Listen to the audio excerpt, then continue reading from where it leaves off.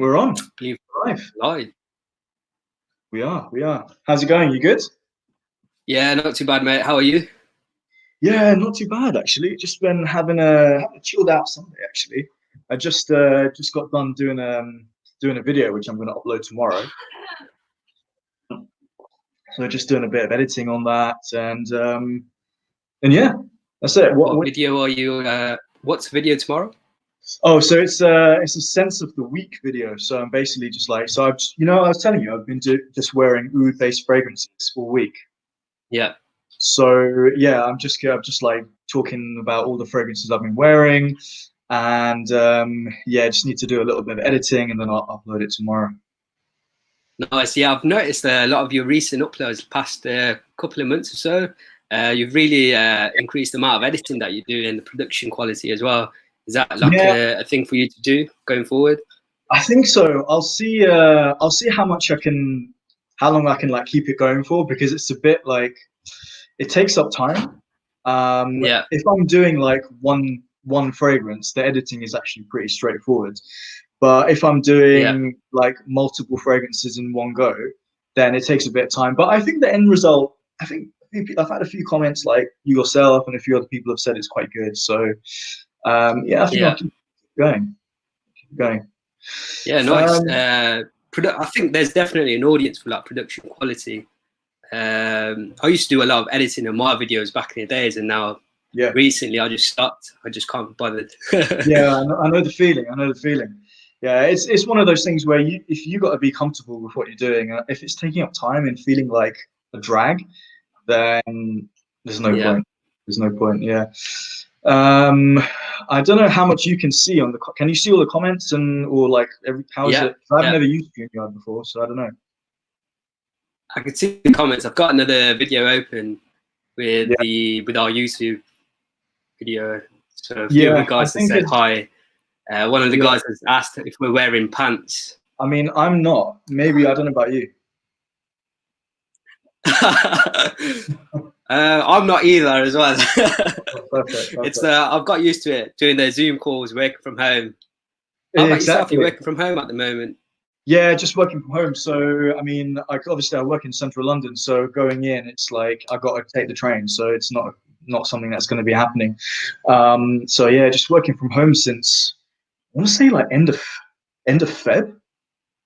Yeah, it has been like it's been a while now, isn't it? It's been a while. Yeah. So end of February. I think it was end of, or maybe it was end of March. No, it must have been end of March. No, it wasn't that long.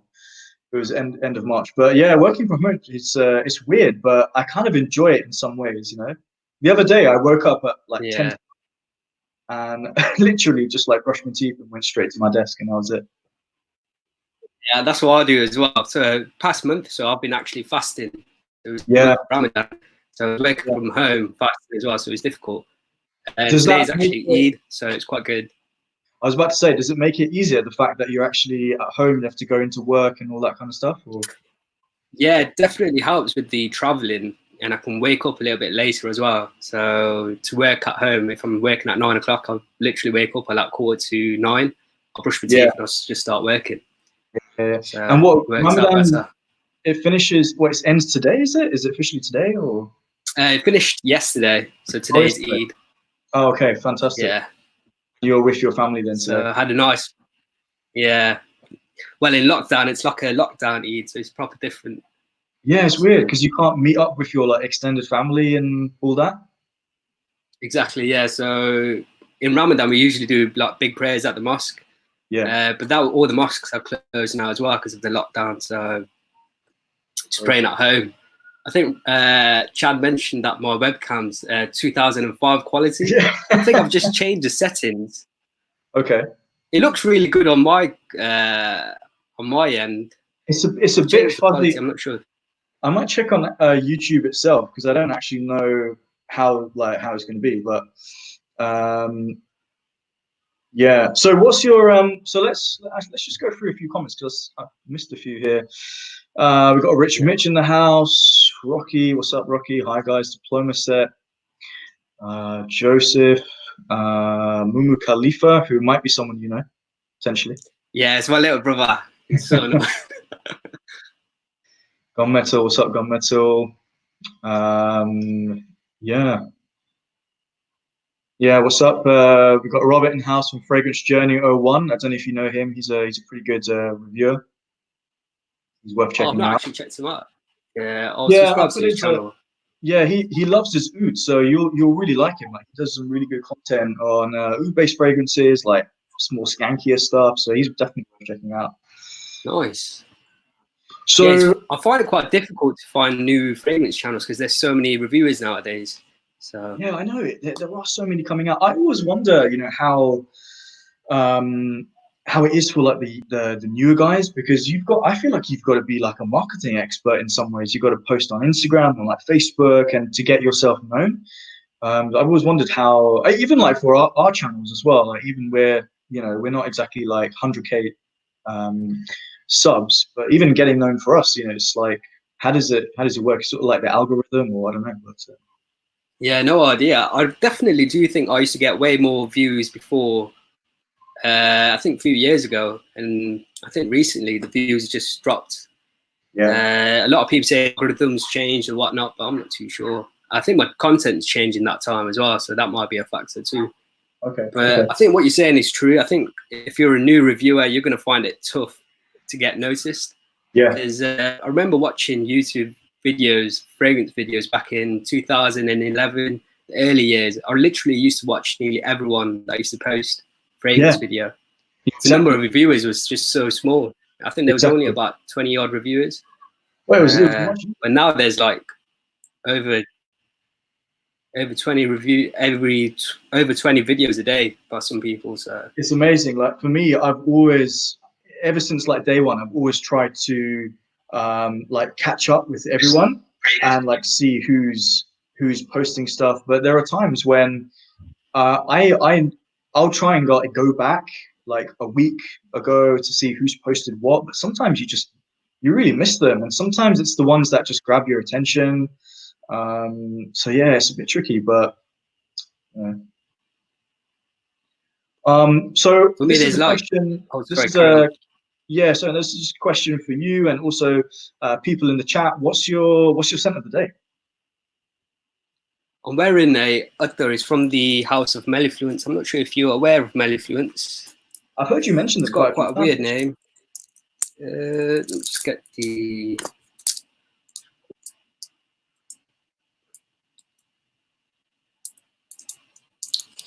Yeah, it's called Kori Hayaki. Okay. So this is like a really smoky green Uther. Yeah. Starts off quite smoky and woody, Yeah. but then it dries down to have like a really smooth purple velvety sort of feel. It's really, really nice. Wore something by them yesterday as well called Beyond the Hills. Okay. So that Uther was really nice. It starts off really, really smoky, but then starts becoming very, very green. So it sort of feels like you're walking through like a foggy forest and there's Okay. like a church or a temple burning some incense. Really, really nice. It's an other company that I really, really like. I think it's like one of the best other companies out there in terms of price point. And he's actually a really good perfumer. You should definitely Cool. check him out if you haven't already. Yeah. Like, How and about yourself? What are you wearing today? yeah, I've heard you mention them a few times. I definitely want to check them out because, like, this week I've basically been wearing oud fragrances, and so I've got my little decant in front of me. So do you know? I don't know if you've reviewed it. Diptyque Oud Palau. Oud Palau, yeah, yeah. Yeah, Reviewed it. yeah. I'll have Um, to go back and watch it. I find that it's quite similar to Oud Isfahan by Christian Dior, but So yeah, I obviously, what? prefer Yeah, you I prefer. prefer Oud Palau personally because I think the Oud is a little bit stronger for me. Okay. I find it a little bit more deeper than Oud. How about yourself? Do you find any comparisons between Oud Isfahan and So Oud Palau? I've reviewed Oud Isfahan, and then I've tried this one before, but I've only like properly worn it like since I got this decant. And there's definitely comparisons, but I feel like Oud Isfahan goes in a more, I feel like the rose is more sweeter, whereas this one it feels really dry and Mm-hmm. more spicier on me. And Yeah, I find yeah, it quite definitely. potent. It's good though. It's good. Yeah, definitely. What other oud-based fragrances do you really enjoy? So I'll give you like a little sneak peek into what's on the videos coming tomorrow. So I wore a couple of Ajmal scents, one which is actually just a pure oud oil. And I picked that one up when I was in Dubai in India, like 5-6 years ago, and still got it. And that's really nice. I quite like some of the Xerjoff Oud Stars. They're quite pricey. I don't know if you've tried. Have you tried any of them? I've tried some Xerjoffs in Harrods, but I can't remember on top of my head. I have More Than Words, the bottle, if you've ever tried that, the rose-based oud fragrance by Xerjoff. What's it, say the name again? More Than Words. Oh, More Than Words. Yeah. There's another one, Alexandria too. I quite like that one as well. Yes. Xerjoff is a very, very expensive company. Have you tried anything from their Chemi Blending Magic line? Yeah, I quite like. You like Sospirito? Sospiro was nice. Duetto, is it? Duetto was really great. I think they discontinued that one though. Oh, okay. There was one called, is it Alchemy or Alchemia or something like that? Yeah, I know that one. I've tried a few. A really good one is Hayat by Chemi Blended Magic. That one is a really nice oud fragrance. It's a little bit skanky, but very, very regal smelling. Yeah. But like you said, very, very expensive. Is Hayat the one with does it have like a chocolate notes? I feel like it has. That one is I can't remember that one. I know which one you're talking about. I don't think that one's Hayat. Yeah. Okay, so we've got Robert saying mine is Sweat, just finished a 5-mile run. Yeah, nice one. Like keep it going. You know, exercise is important. I mean, I'm not doing any exercise. I'm just eating ice cream, to be honest. But he's asking, did you sell your Diaghilev bottle? Yeah. So Diaghilev was Roger Parfum Diaghilev. I found that one online for like slightly over half the price a few years ago, and really loved it. I reviewed it and then I decided to sell it, but I kept 10 ml because it was just so much for me. It was just so much money to have in. I always say like to have in liquid form because it was quite pricey. So yeah, I decided to move it on, but I've still got 10 ml, which I wear like twice a year. So I definitely need to check out the Diaghilev. Like I've smelt it in Harrods, but I need to buy a sample. I might buy it from Greg's website.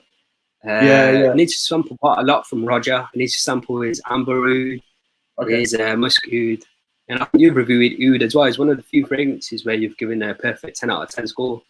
Yeah, it was one of those that kind of surprised me because I had a decant for a long time, and then I kind of pretty much revisited it, and it had become a lot more smoother, and it's a lot of money. There's no doubt about it. I mean, you're talking like 500, 600 pounds, around that much for 100 ml, but I just thought there was so much depth and like complexity. And I don't know if anybody else watching has tried any of the other Rogers Ouds, but I think they're pretty good, but too much money probably.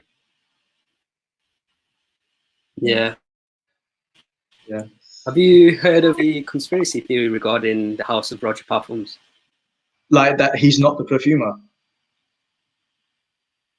Yeah, that he gets someone else to actually create the fragrances.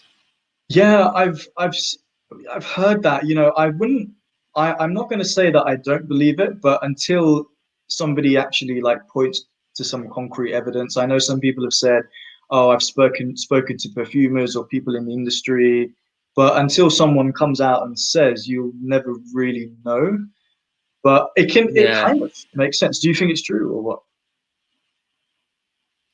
I don't know if it is true. I want to know who these perfumers are because his stuff is actually generally really good. A lot of the stuff that I've tested from him have been high quality.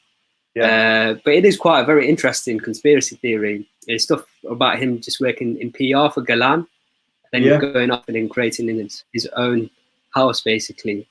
What is it? One of the perfumes is very similar to Heritage by Guerlain. I think it's, so Danger. So it's interesting. Yeah, it's one of those things where I feel like a lot of design companies and probably perfume companies will have like the main guy, and then they'll have essentially his assistants or like junior perfumers who will work on certain things, and he might give the direction. So I'm sure it works like that in a lot of the big companies. So when we say Alberto Maria has made this fragrance, I'm not 100% convinced that he has made it from start to finish. I think it's a case of, he might have got one of his assistants to work out something in the base, and then he would have smelled it, said, no, do this, do that. I don't know. I mean, maybe they do pretty much make it from start to finish, but they must get some help. Roger Dove is traveling all over the world. He's got a business to run. How is he going to do all of this at the same time?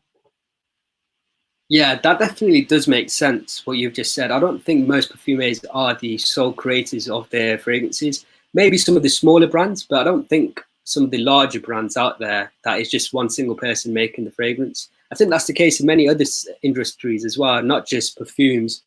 I guess there would be one guy that gets most of the credit, but I'm sure there's other people working under them to help them to create that scent. Yeah, for sure. So what fragrances are you like looking forward to like wearing? Have you got any new stuff in? I know you've bought in a few new oud oils, or what are you trying to try? So because of the lockdown at the moment, I'm not going into the office. I'm just really experimenting and wearing a lot of ouds. So you can get away with wearing ouds when you're at home. So I bought a few oud oils from a house called Royal Bengal Ouds on Etsy. There's a couple of ouds I picked up from a new house called Ashworth Utters as well. So just been wearing them. And I've still got a sample pack by Sultan Pasha that I need to get through. So a lot of stuff by Sultan Pasha. But there's a few spray perfume houses on Etsy that I want to pick up as well. So these are like independent perfumers based in Canada. And they're creating like old school fragrances, and they're not compliant with IFRA, so they're using like real oak moss. So I'm definitely very interested in checking them out, because they're, from what I can tell, they're using very natural ingredients. So it's similar to how Arij Lidori or Bortnikov are. They use very natural ingredients, but they're not IFRA compliant, so the performance is going to be very strong. So one of the houses is called Perfumery. It's on Etsy. So they're based out of California in the United States. I've seen, the guys, Wafts from the Loft, the fragrance channel. So they've reviewed something by them as well. And there's another company. One of them, right? Yeah. And there's another company called, I think it's pronounced Mileg Perfumes, based out of Vancouver in Canada. So they've got a sample pack for about £70, I think, and you get 10 fragrances. So those are 2 houses that I'm going to pick up, I think, next month. How about yourself? Anything you looking forward to picking up? I think, there's a few things I'd like to. I'm thinking about just getting some like Guerlain fragrances, or maybe some old school fragrances, because I've been trying a lot of old school stuff.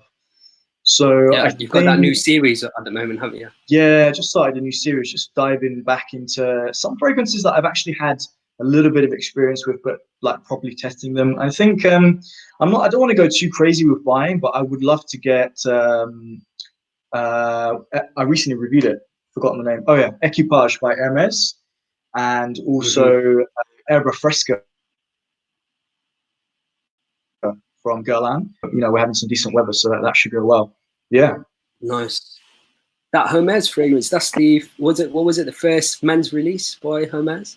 Yeah, it was. I didn't realize that actually until I read the description. So it was the first men's fragrance by Hermes, and it's still around. And I don't know if it's been through like loads of reformulations and stuff, but for me, like the current version was really nice, like classic.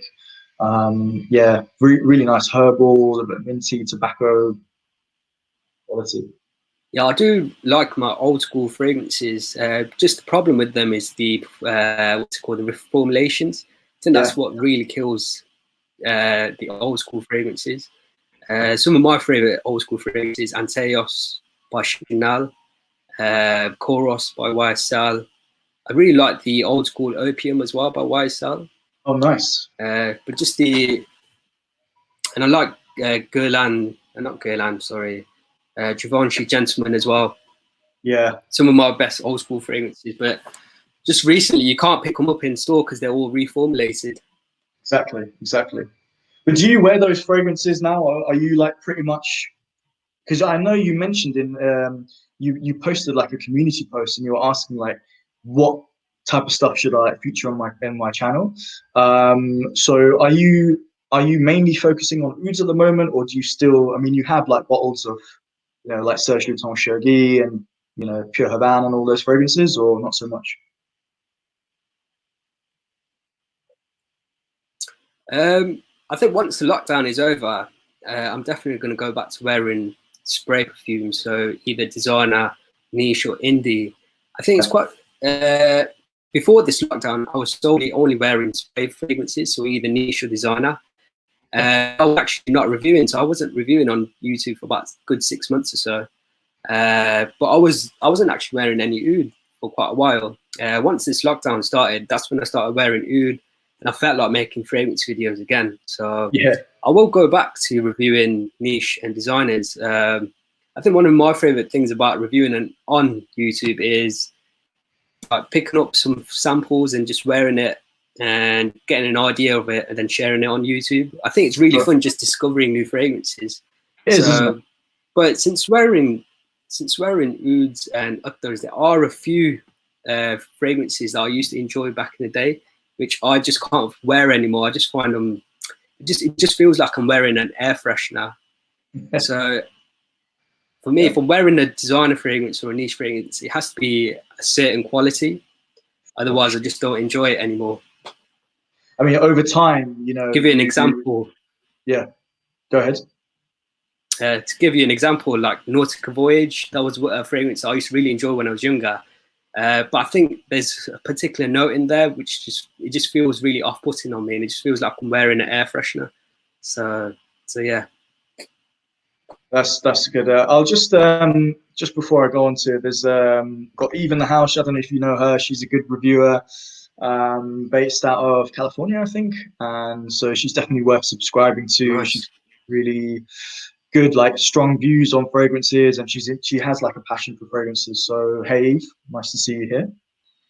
But yeah, I know what you mean. Like, do you think that the fragrances that you used to wear, is it a case of people say like, oh, your nose has matured, but I'm not sure if it's that, or if it's just the more stuff you try, all of a sudden the stuff that you thought was amazing, now the bar has been raised. It's not necessarily saying that they're bad fragrances, but you've just realized there's so much better stuff out there. Yeah, that's definitely the case. I think the more fragrances that you try, it gets harder and harder to be like blown away by a fragrance. I remember when I first started wearing fragrances, I was just wearing designer fragrances, and because I was a student at university, it was mainly the cheaper fragrances that I was wearing. And I remember the first time I actually tried a niche fragrance, it was in Selfridges. It was Tobacco Vanille by Tom Ford. Okay, cool. And when I smelled it, it just blew me away. I just could not believe how amazing it was. But now if I smell Tobacco Vanille, I still think it's a brilliant fragrance, but it doesn't like give me that buzz that I had before. It doesn't like blow me away like before. Okay, interesting. So I do agree with you. As you test more fragrances, the bar, as you said, the bar actually does raise. Do you ever have an experience where you remember where you were the first time you wore a fragrance that really like blew your mind? Yeah, I remember it was actually in 2011. I used to before I started wearing fragrances, I only used to wear like Lynx aftershaves. Yeah, if you remember them deodorants, Lynx deodorants. Yeah. So I went into Debenhams and I was just testing all the fragrances there, and there was two fragrances that really like blew me away at that time. One of them was The One by D&G, and the other one was L'Eau de Ses Parents by Izzy Miyake. So those were the two that really blew me away. How about yourself? Yeah, it's funny because you mentioned, I've just seen a couple of people who got the Sultan of Scent here, Mr. Oz as well. So yeah, good to see you guys. Thanks for joining us. Yeah, like because you mentioned Tobacco Vanille, and I instantly had like a flashback to where I was. So I remember buying a sample. I don't know where I got it. It must have been like eBay or something. So I got a sample, and this was back when I was living with my parents. So I came back home after work, and was like just changing after coming back from work. Ripped open the package and had a little, those little. It wasn't a sprayer; it was a little vial of tobacco vanille. Oh I remember, yeah. so I remember opening it, like taking the dabber out and being like, "Oh my god, wow, this is amazing!" Like it really opens up your mind to what else is out there, like different styles. Exactly. Yeah. Okay. I Cool. think. So I think. Yeah. Sorry, Ahead. carry on. No, go so I ahead, was just saying, there was quite a few fragrances from Tom Ford which really blew me away. I think another one that I really liked from them was Tuscan Leather as well. Oh yeah. I think Tom Ford, the Private Collection, is probably a great gateway into niche fragrances, especially his older stuff. Yeah, I think so. I think like for me, like Tom Ford Private Blend, I really feel like they are. I see Tom Ford, and if you take a brand like Tom Ford and you take a brand like maybe like a Frederick Malle, I really feel that those are the ones who. What am I saying? So Tom Ford is really, I think they made niche popular, and then I really like they sort of like brought it out to the masses. And I think Frederick Malle is doing something kind of revolutionary in the sense that he's introducing the perfumers and just focusing on the fragrance, no marketing, no bullshit like that. So I like it when a brand comes along, and I feel like they change the game in some ways. And I think Tom Ford is one of those for me. Yeah. Yeah, for sure. If you was to recommend like 3 niche fragrances to someone who's only ever worn designer fragrances, what 3 fragrances would you choose? So 3 niche to a guy who's only worn designers. Yeah, I would say definitely Creed is a good place to start. Maybe like a Green Irish Tweed, something like that. That would be like a nice entry level. I would say something from Acqua di Parma, like a Colonia Intensa. Yeah. And then also like a nice entry level. Let's see. I want to try and get something daring in there, but nothing too wild. I would say maybe something from Serge and Tom, but I want to say maybe Chergui. I'm tempted to say Chergui because it's not too wild. Maybe it's even like Sultan, I think, is a little bit more bold. Yeah. Yeah. How about yourself? I think me, I would really recommend would be Ormond Man by Ormond Jane. I know you're a big fan of that. Yeah. Your dad's a big fan of that fragrance as well. Yeah, he loves Green Irish Tweed is a great shout as well. Jubilation 25, I think it's a good daring choice for someone who's looking to get into niche. Yeah. And like you said, something by Creed, I think maybe it is a little bit more played out. I think a person who's into designers might have smelt something similar to that before. Sure. Maybe something like Coromandel by Chanel as well. Coromandel, yeah. Do you have much experience of the Chanel L'Exclusive line? Yeah, I've got a big decan, like a 30ml decan of Sycamore. It's like one of my favorite fragrances to wear to work. So Sycamore and Ormond Man are like my go-to fragrances for work. I think they just exude a lot of like an office sort of feel. Yeah, so they're really I just seen that comment by You Smells Good, Lover Boys. What's up, Eugene? Good to see you. A very controversial guy. I remember seeing his video, 10 fragrance reviews that I hate. I mean, it was quite a funny video. Yeah, that was great. It's not on his channel anymore, is it? No, he took it down. But no, Eugene, like he's like one of my favorite reviewers. And it's funny we were talking about you mentioned Chanel, and it's almost like Eugene came on at the same time, so it was kind of like a coincidence. But yeah. Eugene's a massive Guerlain fan, isn't he? Big guy. I like reviewers like we've got a few people in the chat, like Mr. Oz, Eve, who are like, and yourself, like really thoughtful. When you watch those reviewers and you come out from a video and you think either really learn something, or even if you didn't learn anything new because you already knew about the fragrance, you thought, wow, I really like the way that person broke it down. and described it, and it went into detail. You know. Mm-hmm. Yeah, definitely do agree. There's still quite a lot of reviewers like that out there. It's just harder to find. What's that comment there? Waseem, not assuming you're in it for the compliments, but how have people's responses to your current fragrances compared to early days? In terms of responses, I never used to get many compliments before anyway. Yeah. I've never been one of those guys that's got a compliment. Maybe I get 2 compliments a year from strangers. Okay. Most of my compliments are from family. Yeah. In terms of compliments, it's pretty much the same as before, I think. I get a lot of compliments from my sister and my mum. My mum hates ouds, so oh really? that's one thing. Yeah, she's like, "Why do you have to wear that manure smelling oils for?" Are your family quite big into fragrances? My dad's massively into like utters. So I remember being a kid when I was like 4 or 5. I used to go to the mosque on a Friday with my dad, and he always used to give me like a little uttar to wear.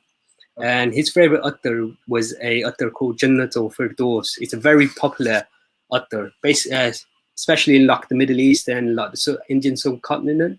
Okay. And he actually named my sister after that uttar as well. So he's a big fan of smells. That's cool. So when I was younger, I actually used to wear a lot of uttars. But then when I became a teenager, I started wearing links. Yeah, it happens. It happens. Okay, cool. So one of the things that we didn't really have like set like topics or anything to talk about, but one of the questions that I was asking earlier is, you know, what direction your channel is going. So from my side, I'm kind of thinking, I wanted to get your view on this, is that I'm kind of thinking, you got an intruder, I think. Yeah, it's my little cousin. 1 second. Let me see if I can just give it to him on 1 sec. It's fine. Let's see, we got Samuel B. We got, do you guys have a scary fragrance? Yeah, Indonesian oud is nuts for me. I remember that fragrance. It basically, for me, I don't know what you think, Samuel, but I felt it smelled like you know, you have like a plaster or like a band-aid, depending like if you're in North America, and you peel it open and you've got that kind of scent, that, you know, skin that hasn't had a chance to breathe in a few days.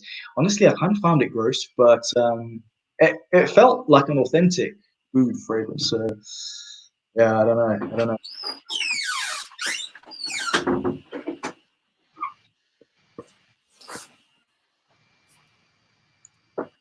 Also, hey mate, I'm back. Yeah, all sorted. I gave it to my cousin to look after. No, that's cool. That's cool. Eid Mubarak. Oh yeah, what was you saying before your question? I think it was the direction I'm taking my YouTube channel. Yeah, I was just saying that you were saying like what type of direction that you're going to continue with like ouds and stuff.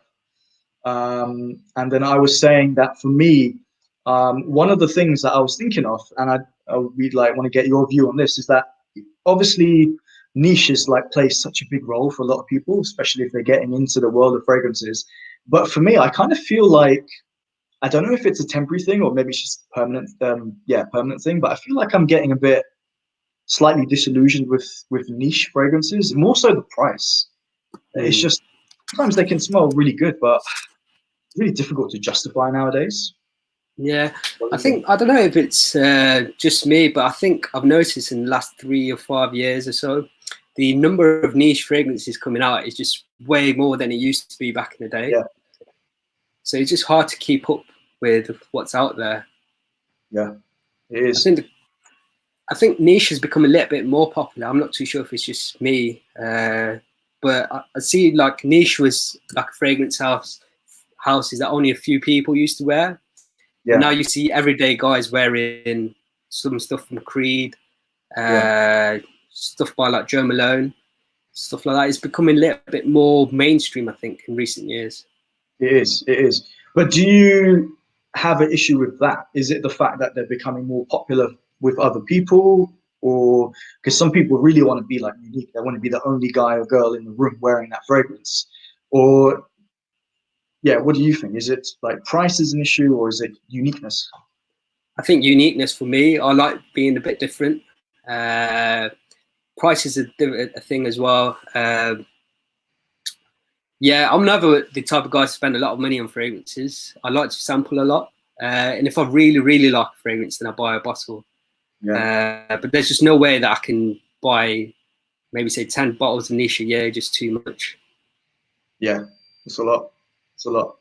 And you know, like as I've been going into the as I mentioned earlier, I've been starting a series on my channel. If any of you guys don't know, I've been looking into some old school fragrances, and I've always kind of been into old school fragrances. Like I have some full bottles now and have owned some in the past. But you know, the more I dive into some of the older stuff, the more I think, you know, I'd rather just wear these. I mean, they're really, really affordable, and you know, I might buy a few more expensive niche like Guerlain's here and there. But so, like, I was the other day wore the original Aramis. I was loving it. I was absolutely loving it. That was one of my first fragrances that I actually bought, actually, Aramis. Really? Now I've given that bottle to my brother. He's about 15 and he wears that to school, believe it or not. It's a really old school fragrance, but he wears it to school. What a boss, like wearing Aramis, like rocking that into high school. So I told him, what would you rate it out of 10? And he was like 10 out of 10. Because he really likes these really bold, strong fragrances, these powerhouse. So he really likes Yope as well, just because of the performance. Yeah, and he wears a Givenchy Gentleman as well. Really? That's interesting. Yeah, so 15 years old. So doing his GCSEs and he's wearing old school Aramis and Givenchy Gentleman. Mate, he's following in your footsteps. That is true. I've actually given him a bottle of like a real deer musk, and he wears that to school as well, and that is potent stuff. Man, his teachers must love him. Yeah. Man, you know, that kind of reminds me of when I was younger. I don't know how it ended up in my, I don't want to say collection, because I had two fragrances when I was kind of like early teenage years. I had Versace Blue Jeans and I had Kouros. And I remember Blue Jeans because I got that as a gift. One of my, I think it was like primary school mates gave it to me, and I was like, whoa, Versace, you know, support the fragrance. But I don't remember how Kouros ended up in my possession. I don't know if I bought it or what. And I just think, what was I doing as a teenager wearing Kouros? But maybe do, right? I don't know how it all works. I think those fragrances are like classics for a reason. You know, I think they'll continue to be classics as long as they don't get what's it called, reformulated. Yeah, it's true.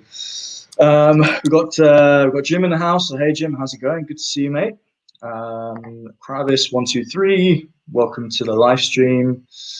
Caboose Juice. I think you've got a ton of niche frags. It becomes less about quality and more about ego. That's the interesting way you're looking at it. Collection grows, full bottles are less and less necessary. Yeah, I mean, there's definitely, I think, with anything to do with luxury and anything to do with, you know, like collecting, it could be anything. I think a lot of it comes down to showing off, especially with YouTube, because you can literally show off to thousands of people around the world. But yeah, it happens. I don't know if you know, Waseem, we've got a couple, I've just noticed a couple of UK reviews you might want to check out. So we've got Barry here from Centralize. He's got a good channel. Yeah, they definitely need to link their fragrance channels. I'll definitely subscribe. I try to subscribe to every fragrance review that I come across. No matter if I like them or not, I definitely just do subscribe just to support. Yeah, for sure. But like I said before, it's harder to find new reviewers all the time. It can be. There's another really good guy here. I'm not even sure if I know his actual name, to be honest. Maybe Pine Rocks. What's your real name? But he's a really good reviewer, actually. I really enjoy. Yeah, I enjoy his content as well. He's commented quite a few on my videos as well, so I know him. Oh, cool. Jaipur Om, yeah. Have you tried that one, Jaipur Om, Boucheron? Yeah, it's one of my actual favorites. I think it's the same perfumer as the Body Chorus. Forgot her name. Oh, okay. But I've reviewed it on my channel. Okay. Really, really nice fragrance. I think it's like a spicy vanilla, from what I can remember from memory. Yeah, I'll have to check out that review. I didn't realize you reviewed it actually, but that's one of the fragrances that I got as a decant for the old school fragrances series.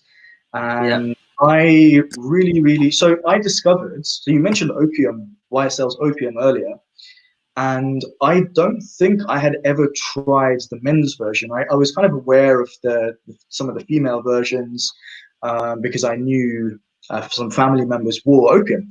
But when I tried YSL's Opium Porom, I absolutely loved it. And I feel like Jaipur is kind of like, has similarities. I don't know what you think.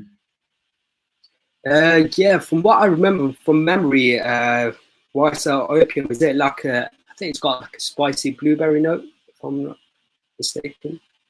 I felt like opium is vanilla, a little bit star anise, spices. Star anise, that's it.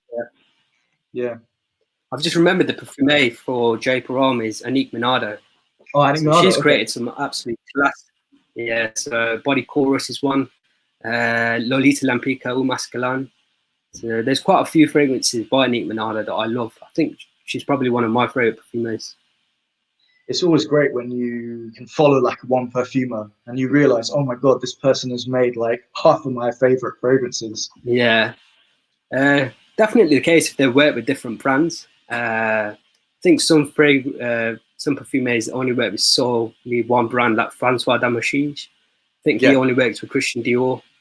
Elena only works with Hermes. I think. Well, he's retired. He's, not anymore, actually. But has he retired? Oh wow. Yeah, no, I thought for a second he had retired, but no, I don't think he's retired. I just think like the contract is up, so it's now Christine Nigel, who is the perfumer there of Hermes. Okay, I definitely need to check out more Hermes. The only really ones that I've tried from Hermes is the Terre Hermes. It's like one of the first fragrances I ever bought once I started working. So it's always it's got like a special place in my collection. I've got maybe a question that you might be able to help out Chris here. I'm looking for a brilliant sweet oud. Any ideas? Sweet oud, something by Montal, I think. They'll have. I'm sure they've got like a chocolatey oud combination. Yeah, for sure. I mean, also, have you ever tried? I think it's called Ragba. Ragba, yeah. My brother wears the Ragba to school as well. Okay.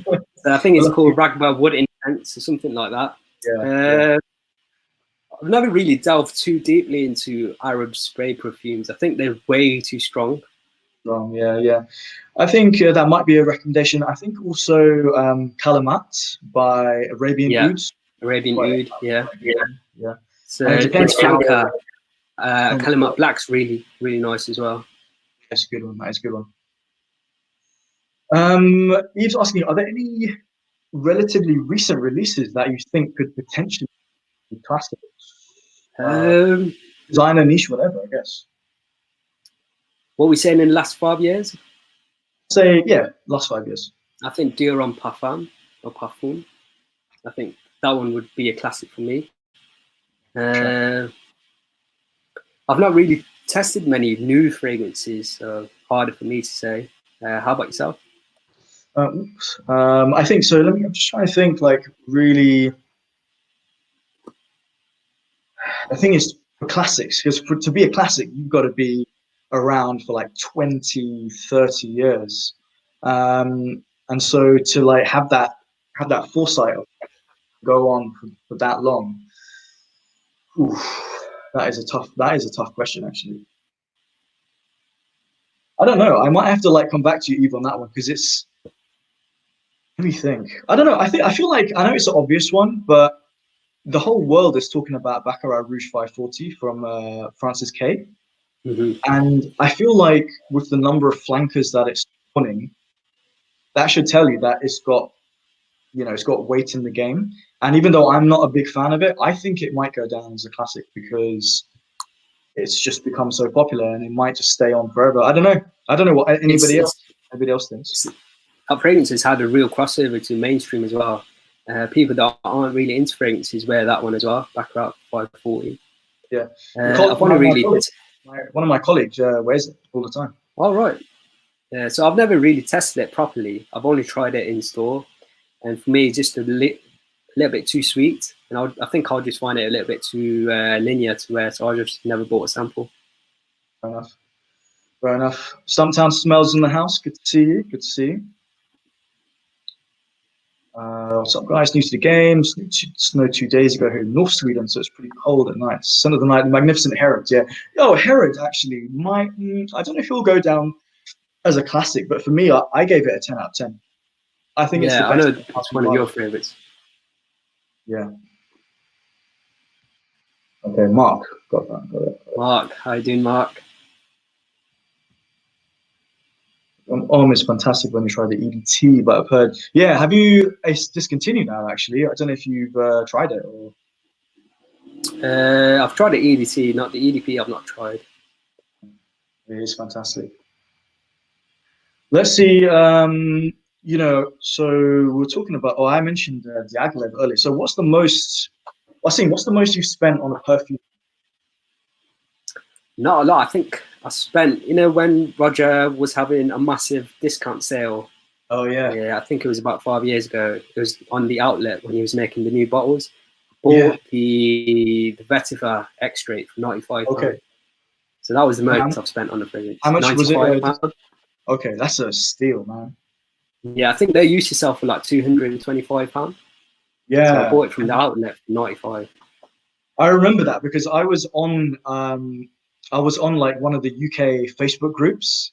I'm not. I mean, I'm only part of one of them now, and I remember like it basically like blew up the internet. That Roger outlet sale, people were going wild. Yeah. Unfortunately, a lot of people bought so many that I missed out on that sale. I only picked up one bottle.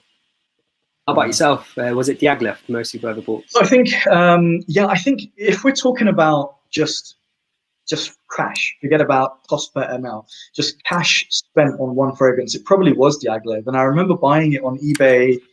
It must have been around I want to say 350, and the retail price is or was 700, or it might be 795. I'm like Rogers, you know how he is, right? So that was for me pretty crazy. I mean, you know, there's something about seeing a deal on eBay that just turns you into, you know, all your logic and reasoning just goes out the window, and you're like, okay, I'm just going to buy that, add to cart, just like that. Yeah. Yeah, that could have been it. Do you think Aventus so Baccarat 540 could become a classic? I think Aventus potentially already is a classic. I mean, it's been out for, I think, 10 years now, actually. Mm-hmm. Yeah, potentially. Oh, this is interesting, actually. Have you heard of George Sahara? I haven't, no. So he's a kind of like, just like come onto the scene. He's basically a guy who, I don't know if he was, no, he wasn't born, no, he definitely wasn't born there, but I think he resides in Chicago, and he has like a fashion brand or some sort of men's lifestyle brand or something like that. And he has like a new fragrance called Sahara Signature. And he's like he's really like engaging with the community. And he's somebody who goes out and like literally will fly and meet reviewers and review, or like he's got a series called Review the Reviewers, which is kind of interesting. I mean, obviously he's got something to sell, so you know there is like that side to it. But a lot of people are saying that the fragrance is really, really good, and I think that might be his first one. It's got like lavender and oud, a few other things. Okay, I definitely need to check that out. I've really, when it comes to watching fragrance video, there's only a select few channels that I really watch. So I'm really out the loop of everything that goes on. Apparently there was a lot of fragrance drama as well, but I've always been out the loop of that stuff. Yeah. Who would you say is like top 5 fragrance reviewers for you at the moment, or who are you watching? So I'll definitely tune into your reviews. I think for you, I find that your taste is quite similar to mine. I find that your reviewing style is quite similar to mine as well. I feel like you've spent time with that fragrance and you're talking about a fragrance that you really enjoy. I find that you're quite critical as well. If you don't like a fragrance, you're quite honest with that. So you're one of the reviews that I really like. I like Smells Good as well from the UK. Yeah, yeah, he's great. AC, yeah. I think he goes into a lot of detail with his reviews that I really enjoy. Really enjoy the Fragrance Apprentice as well. Yeah, I think I have really different taste in fragrances too. I think I enjoy the style of videos that he makes, like the production quality. It's just it's good entertainment. I tune into Mark as well, Robes08, and Fragrance Bros as well. And there's a few other guys as well, but I just can't remember the names of their channel. I just see it on my feed and I'll just watch the reviews. How about yourself? Top 5 for you? Top 5. Well, I think it's I would say my top 5 at the moment. In terms of people who are like really regularly putting out content, I really like. I'm glad that you've made a comeback. I mean, you were gone for like, as you said, 6 months, right? Yeah, it's a long time. Where did you go, by the way? Like, what you were just hibernating? Well, I think I was at that time. I do a lot of self-studying at home to like increase in my career and stuff. So I just use that time to do self-studying. So I just tell myself not to do reviews. So, and I fell out of love of fragrances a little bit as well. Okay. So I never watched any fragrance videos for a while. I was wearing fragrance just for the sake of it. I wasn't really into it deeply again. So yeah, I was just spending a lot of time doing self-studying. Started reading a lot of books and stuff like that. Really. Fair enough. Yeah. So I think for me, I've like, Eugene from You Smells Good. I like the detail he goes into. I like the fact that he thinks about fragrances in a very critical way, and it's more than just something you just spray on and just forget about, and he doesn't spend like half the review talking about where you would wear it and how long it lasts. He goes into the real the transitions of the fragrance and that. So I really like that. I guess he's had enough. But yeah, we'll just wait for him to Waseem to come back on. But yeah, guys, over to you. Who are the sort of fragrance reviewers I think my internet went off. So yeah, who are some of the reviewers that you're really watching at the moment? Because I'm really like, for me, people like Eugene and Robes08. I like the detail, and that's really what I go for. So I don't know what you guys think. We've got a Richard Sanford. How you doing, mate? Nice to see you. Hey, technical difficulties, huh? Hey, how you doing? I think I got kicked out by my internet. That's fine. Definitely. Actually, the quality is better now. Yeah, I think I should have done that earlier. I changed the settings, but it never really showed up. So okay, that's a shame. I was on. Tuscan M08. That's sorry, not Toucan Sam 08. Hi from New Orleans. Okay, cool. Royal Water. That's a great. I love Royal Water. That's my dad loves that one as well. And yeah, actually, we got a couple of mentions for. I don't know if you know him. He's kind of technically a reviewer, Persolace. Yeah, I've seen him on Instagram, and he's got like a lot of live stream videos on YouTube. I definitely need to check him out. I think his videos are quite long though, aren't they? Like an hour long. Yeah, so he does a lot of live streams, and he's somebody who I'm not quite sure like how he's managed to do this. He's quite connected with people in the industry, so he's got like a blog, and I produced a book as well, which I need to check out actually. Okay. So he'll do lots of like live streams, and he'll get fragrances sent to him, but he's very good at being just himself and giving his own views rather than being influenced by anyone. So yeah, he's really good. Nice. Yeah, Ross from the Loft as well. I met one half from Ross from the Loft. So I met Dan. Going back, I want to say like last year, we met up for a few drinks. Greggy Boy was there. Mr. Smelly was there when he was living in London. And, has he moved now? Where's he living? Yeah, he's now moved to, I want to say like Kent. But yeah, Mr. Smelly, I like his style. I just like the fact that he's humorous. He doesn't take himself too seriously, and good content. He's all about old school classics. So I like that variety there. Yeah. So if anyone in the watching in the stream has got any questions for us, feel free to fire ahead, fire away. So is the best interviewer. Yeah, he's done. I read one of his interviews with Frederick Marle, which was on his blog, which was really interesting. I don't know if you've tried any of the ouds from Mal. You might. I think he's got like the Knights. Yeah. I think that's one of them. I've tried them in store. I've not tested them properly. They're quite expensive, aren't they? Night is insane. I think the Night is like $1,000. Wow. Wild, yeah. But I was watching there was a Instagram live with Dominic Ropion, the perfumer, who I think made the Night. I think he did make the Night. I'll have to check. But anyway, they were saying that they were using such a high quantity, 20% of Indian oud in the composition. That's why one of the reasons why it costs so much.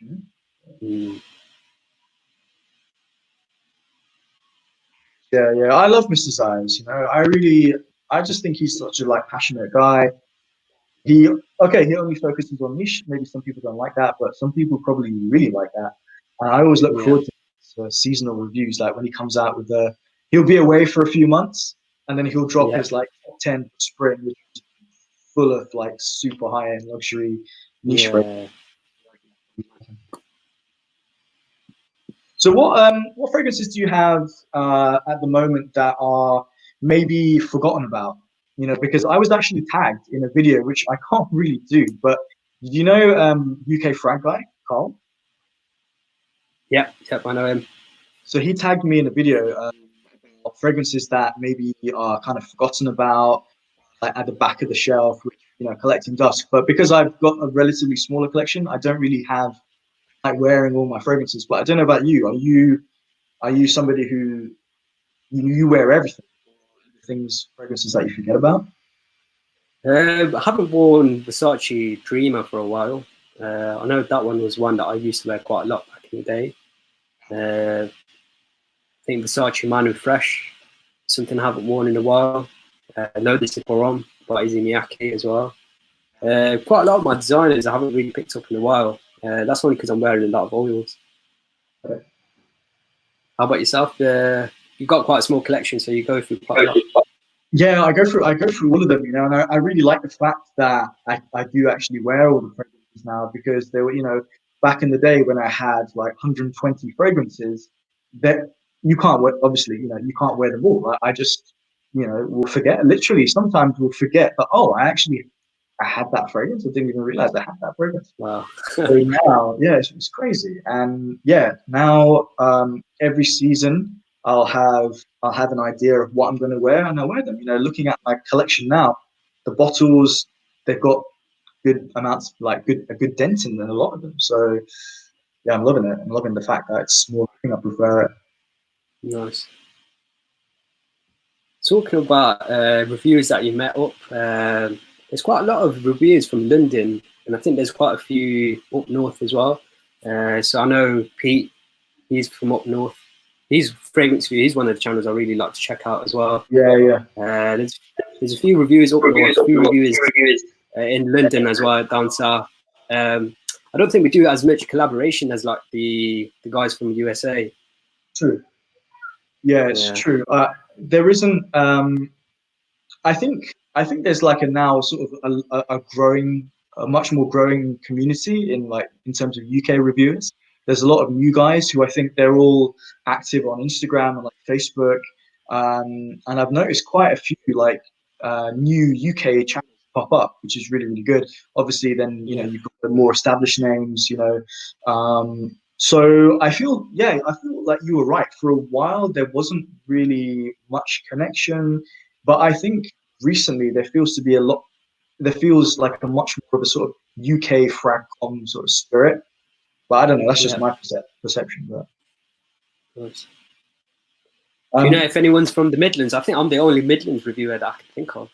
There's a few. So I don't know if he's in the chat, but Barry from Centralized, he's from, well, he supports West Brom, so he might be from like. Might be from Birmingham. Ah. Yeah, it could be. Maybe we should meet up and do a review together or something. Yeah. Cool. He's into some of his Middle Eastern scents, so that might be a good topic. Oh, nice. You got UK Frag Guy from, I'm not exactly sure where he's from, but like near Wolverhampton, maybe. I'm not sure. Okay. I'm not sure if there are many others. But yeah. What are your thoughts on Leighton? So apart from the Mali, written from Germany, yeah. So have you tried Leighton? Is that the vanilla based scent? I might have tried it in Harrods or Selfridges or something, but I've not tested it properly. How about yourself? You know what? I was just thinking, have I tried Leighton? And it was, honestly, I can't remember, but I know that it gets a lot of praise, and I know there is Leighton Lucif as well. So I haven't actually tried it. Like Parfum de Mali for me is, I like some of their stuff, but a lot of it is, I find it so expensive for what you get, and it doesn't always Okay. feel like luxurious to me. But I need to properly like test them, to be honest.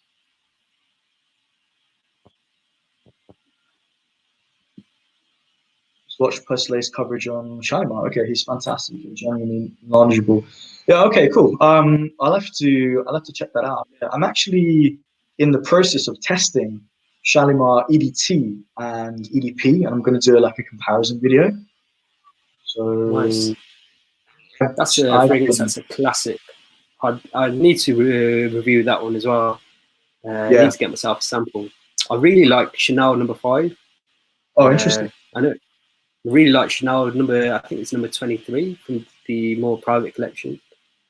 3, yeah, or is it 22? Or I don't really know. Oh yeah, it's 22. I think it's 22. Yeah, 22 is really nice. I like this. I don't know it very well, but one of my my cousin's wife wears number 22. And I remember being at their house one time, and I remember smelling it being really, really green, and it's had like a fresh, soapy quality. But yeah, good.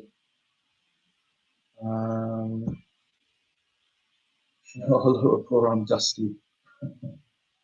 That's one fragrance that's been reformulated a lot. Has it? I haven't tried it yet. I haven't tried it in ages. Have you tried Dua? I haven't. I think I know what you're going to say as well. Have you tried Dua? I've tried one of their fragrances, which was supposed to be a clone of Enigma by Roger. Mr. Smelly actually sent me that decant. I tried it. It was really nice, but it's a fragrance house I would never review on my channel, simply because they make clone fragrances.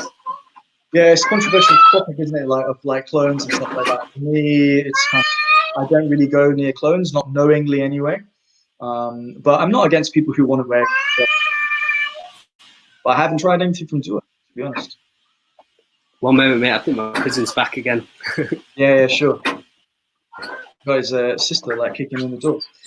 I think COVID is bringing more reviewers together for collaborations. Yeah, for sure. Like, I saw you on Pep's channel, on the Sentinel's channel, and I'm actually going to be on his channel next week. So if any of you guys want to tune in to Pep at the Sentinel, we're going to do a live stream with him and Cherie at the Top Note. And yeah, like some of these live streams have been like wild.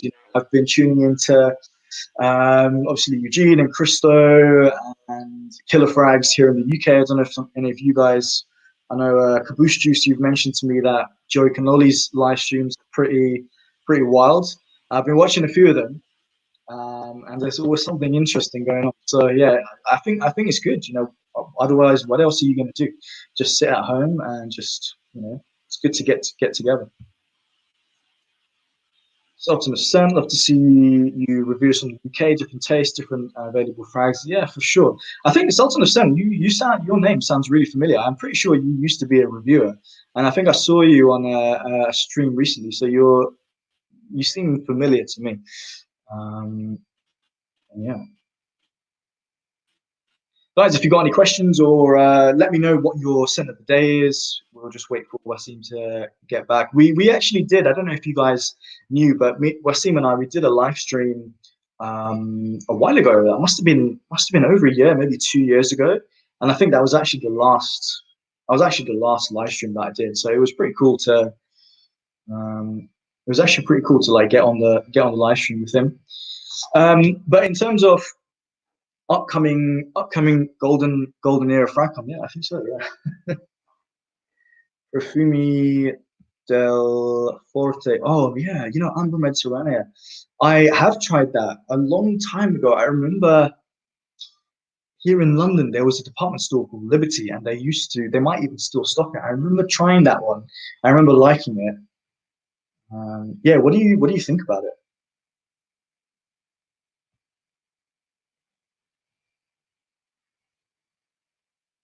Yeah, I thought while Waseem's away, I thought what I'll do is I'll let you guys know which fragrances, like what was coming up on my channel, basically give you a little sneak preview. So I've actually been fairly like scheduled, like regimented with reviews. Trying to, like, in the past, I was like just put out a video whenever, really, but now I'm becoming a little bit more trying to like keep up the schedule, you know. So 3 videos a week. I'll see how it goes. I mean, at the moment, it's kind of possible at the moment, but if when I'm back into work, I think 3 a week might be a little bit too much. But yeah, we'll see. We'll see. But yeah, so tomorrow I've got a sense of the week video coming out. I have just been wearing oud fragrances, so it's been an interesting week. There's some Frederick Miles in there. My scent of the day is Diptyque Oud Palau, and I've been wearing some oud oils from Ajmal. There's also some oils I've been wearing from Al Faranzi, which has been pretty cool. So it's been a good week. Also, in terms of like other videos that I want to do, I want to get some old school reviews out there. So the original Aramis, I got Mouchoir de Monsieur from Guerlain and a few others from their Aqua Allegoria line. So that'll be good. And as I mentioned, Shalimar EDT versus EDP. I kind of want to get a comparison between those two.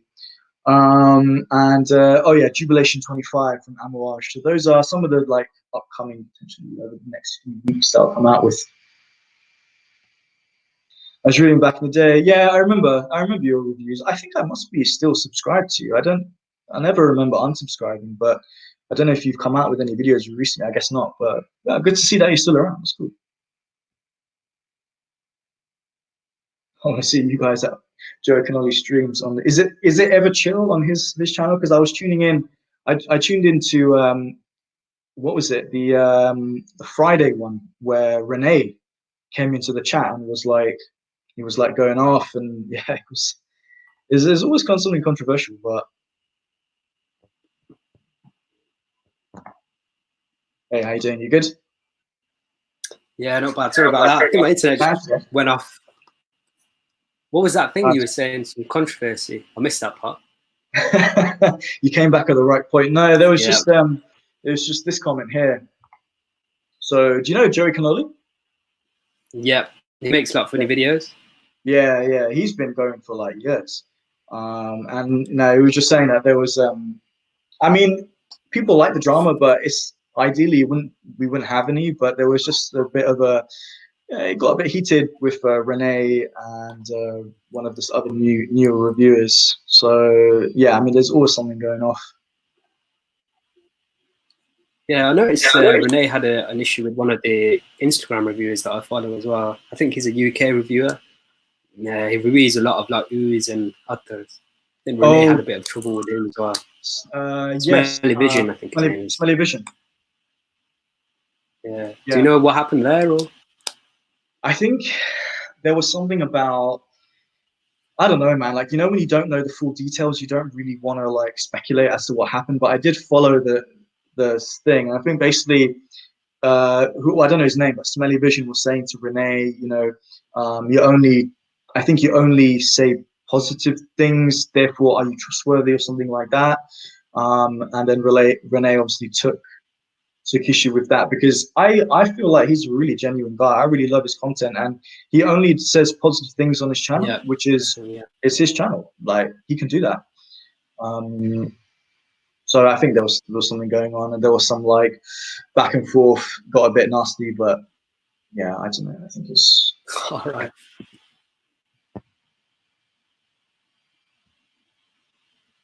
Have you tried any Palais Moi? Which what that means? Speak to me. Palais Moi. They sound like no, basically, but they sound familiar. I don't know, are they good? Smart? Like, yeah, I've not tried anything from them as well.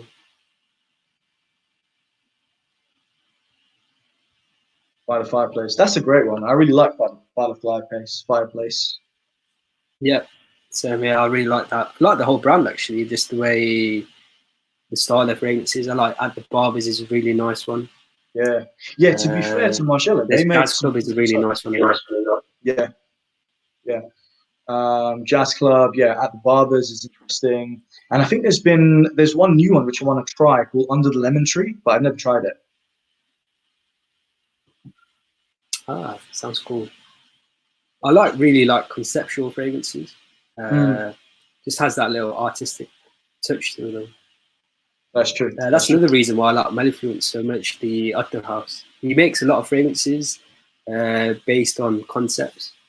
So he made a Uther based on a film that he watched as well. So he gets really all these crazy ideas and then he creates these oils. So it's really cool. That's nice. And he grew up in England, so he's from like an English background. So he's not really got that Middle Eastern like influence.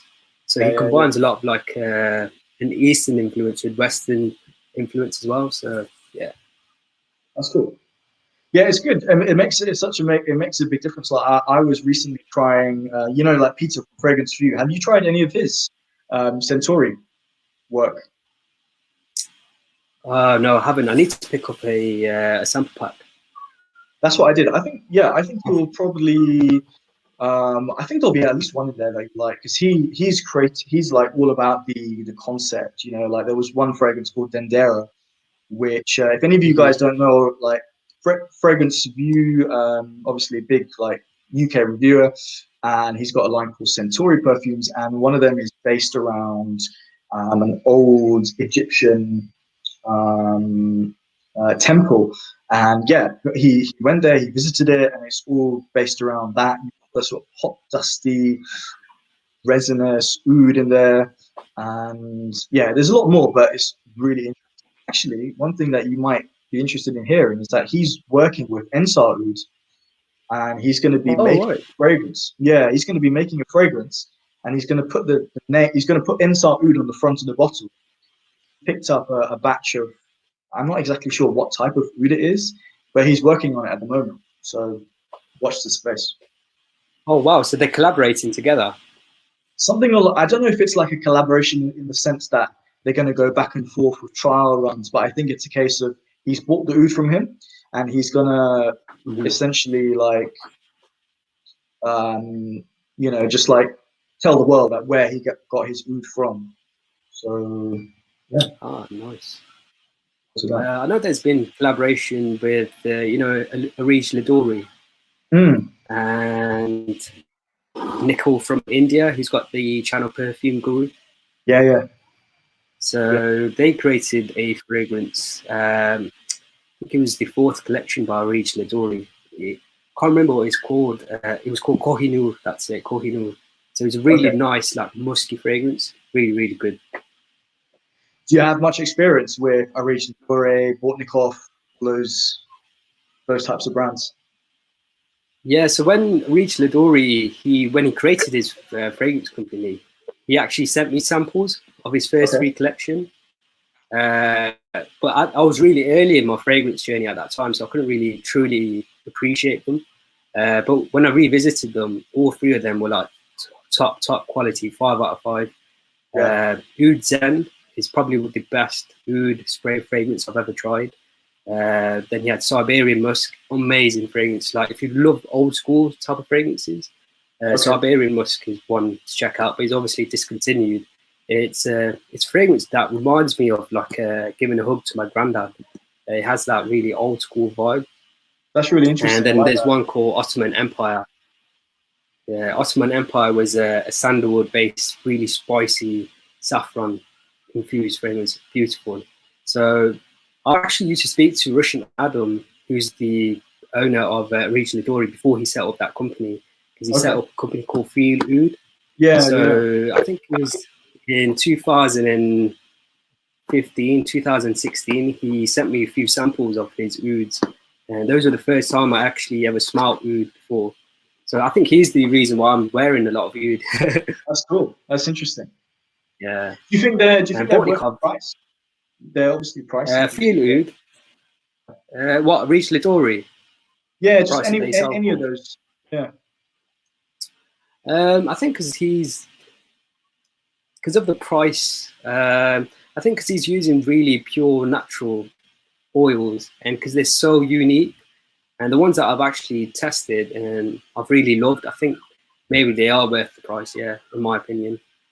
That's interesting. I've recently got my nose on some of the Botnikovs, and I tried their third. I've gone through the third collection, reviewed that, and I also need to work through the fourth collection. And then I know that they've got like the fifth collection as well. But they have totally like blown my mind in the sense I'm smelling accords and ingredients that either I've never smelled before or I've never smelled in that level of concentration or that combination. Yeah. It's eye-opening. I don't think some of them I found a bit strange, but yeah, I want to try more. I found, I can't remember, I think it was the fourth collection by Regis Lidori that I've got. I thought some of them were really nice, like Kohinoor, and some others weren't to my taste, but his first collection was amazing. Yeah.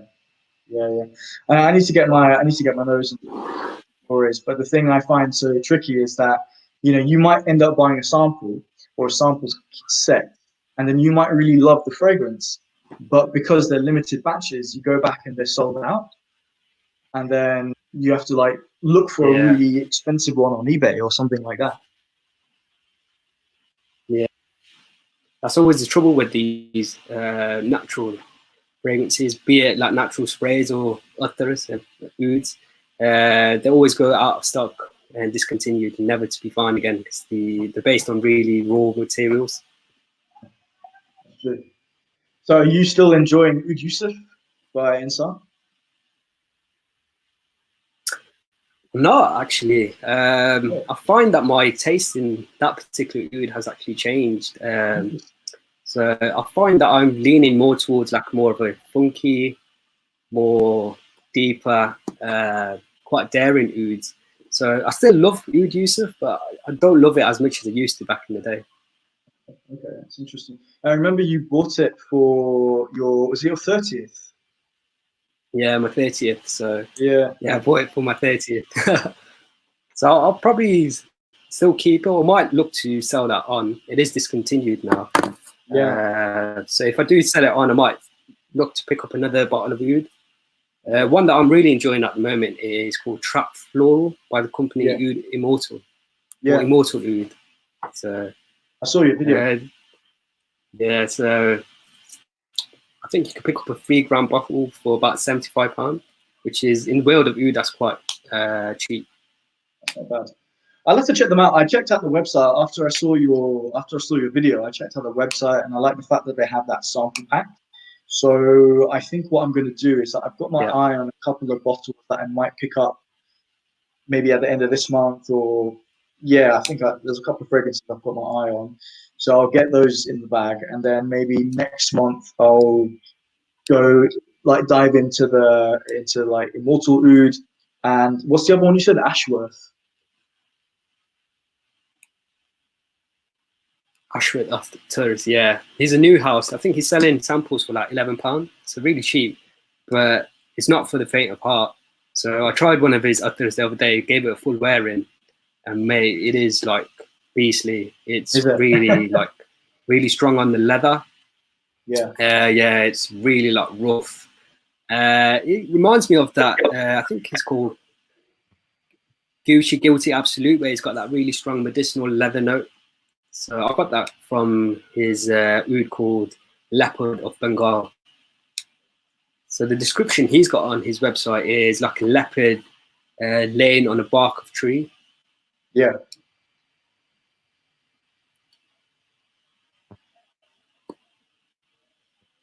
That sounds cool. All right. So what future content do you have coming up on your channel? Like, can you give? Because while you're away, I was just letting the viewers know like what content I've got coming up. So what have you got in the pipeline? Yeah, for the next 6 weeks or so on a Sunday, I've got reviews from the house of Elixir Attar. So they're a company based out of America. Really like their attars because they split them out in terms of styles. They got attars that are basically like really Eastern inspired. So they've got one called Spirit of Japan, which is based on incense from Japan.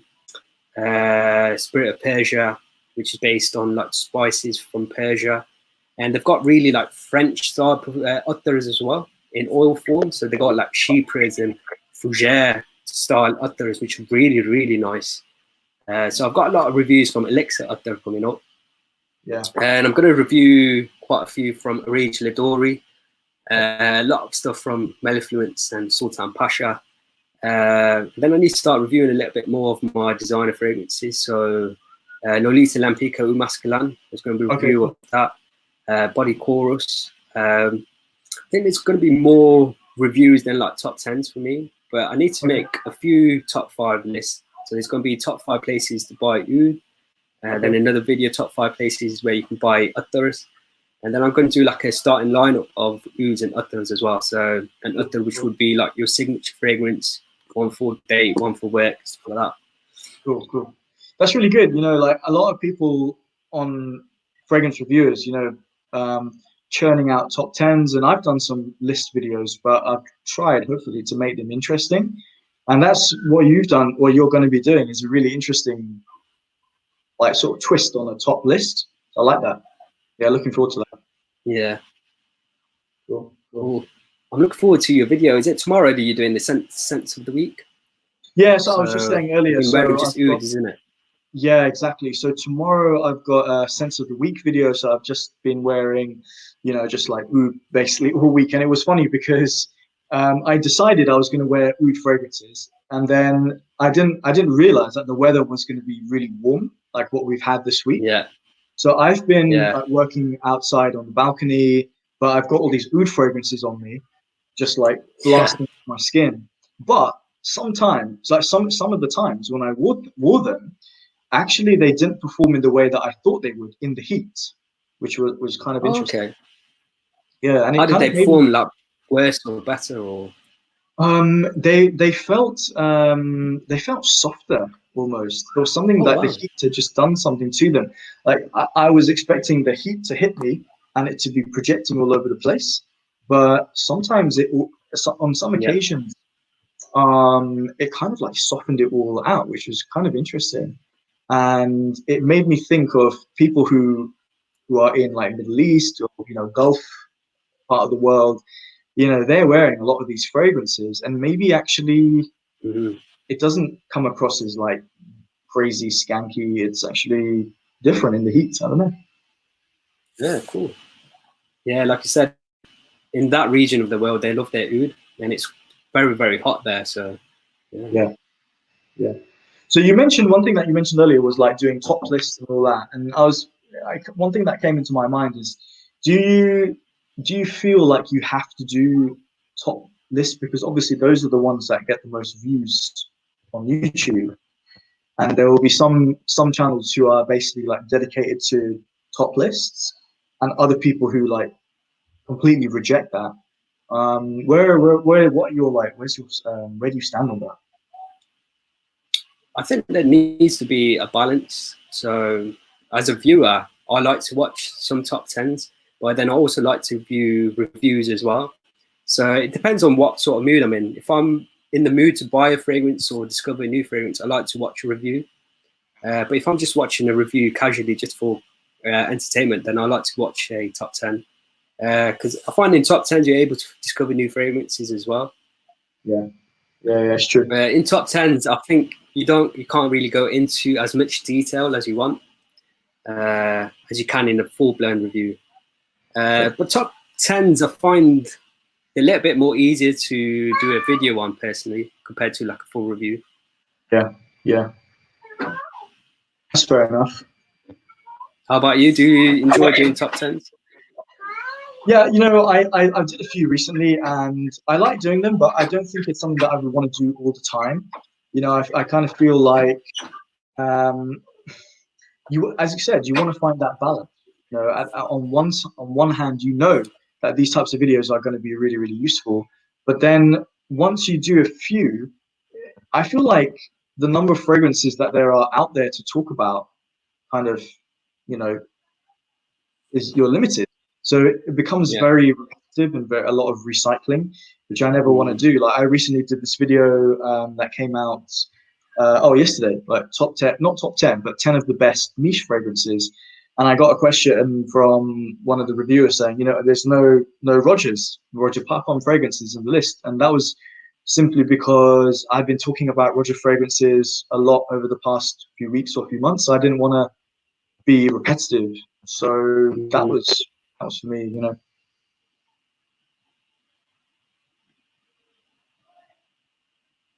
How's it going, Ashfaq? Nice to see you.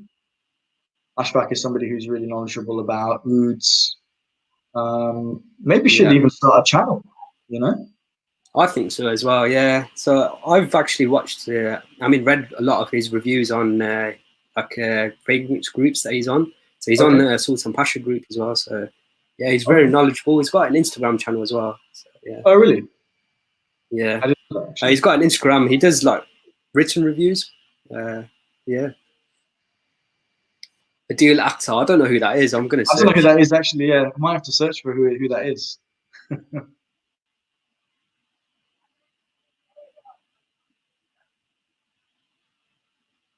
Yeah, Chris, me too. I do get a little bit bored of them. I mean, I don't want to ever. I would never want to say to a reviewer, especially an up and coming reviewer, don't do top 10. Stop doing all that. I don't want to like dictate to people. But at the same time, there's like a beauty in watching a well-made review of one fragrance, especially when that person knows the fragrance really, really well. It's almost like an art form, when they've worn it in so many different scenarios and different seasons, and they've properly tested the fragrance. Like I really like watching that. It's one of the reasons why I really like Mark from Robes Away, because he takes the time. There's no rush. Mark does a lot of top 20s as well. I don't know how he has the patience to do that. But then again, he has that balance. He does like full-blown reviews, but then also does top 10. So yeah, exactly. Yeah, he's got a good variety. I always look forward to his videos. Yeah. That explains it, Ashfaq. He is actually an alien. So.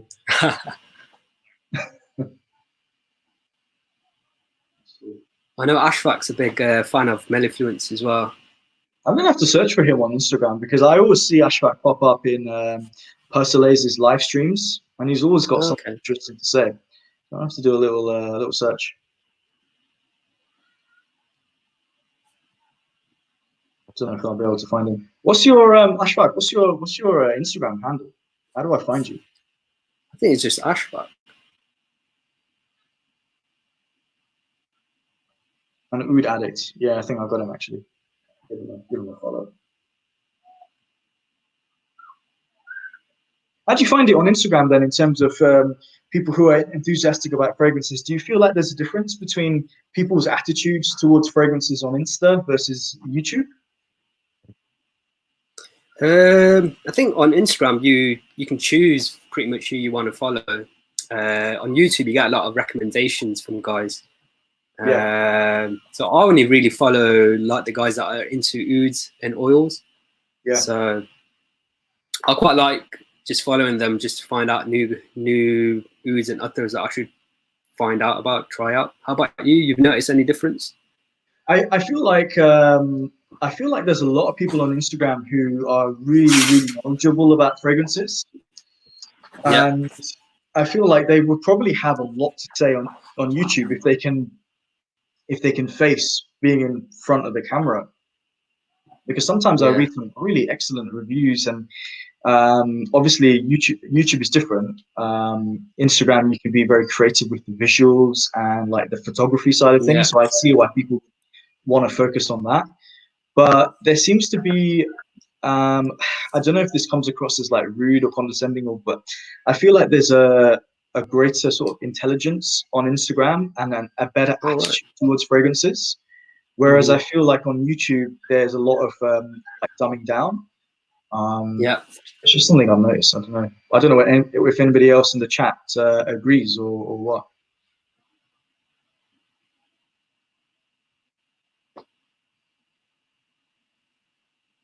Yeah, let's see. Yeah, Mark, I mean, I now and again do a weekly rotation video, but it's not something that I would want to do like literally every week. It does become a little bit, as you said, it does become a bit tedious, but I quite like doing the sense of the week videos. I think it's just a good way of getting out your thoughts of everything that you've worn in that week. But yeah, it's not, you know, if you look back over the playlist that I've put together of sense of the week, it's not something not a video I'd come out with every week. But,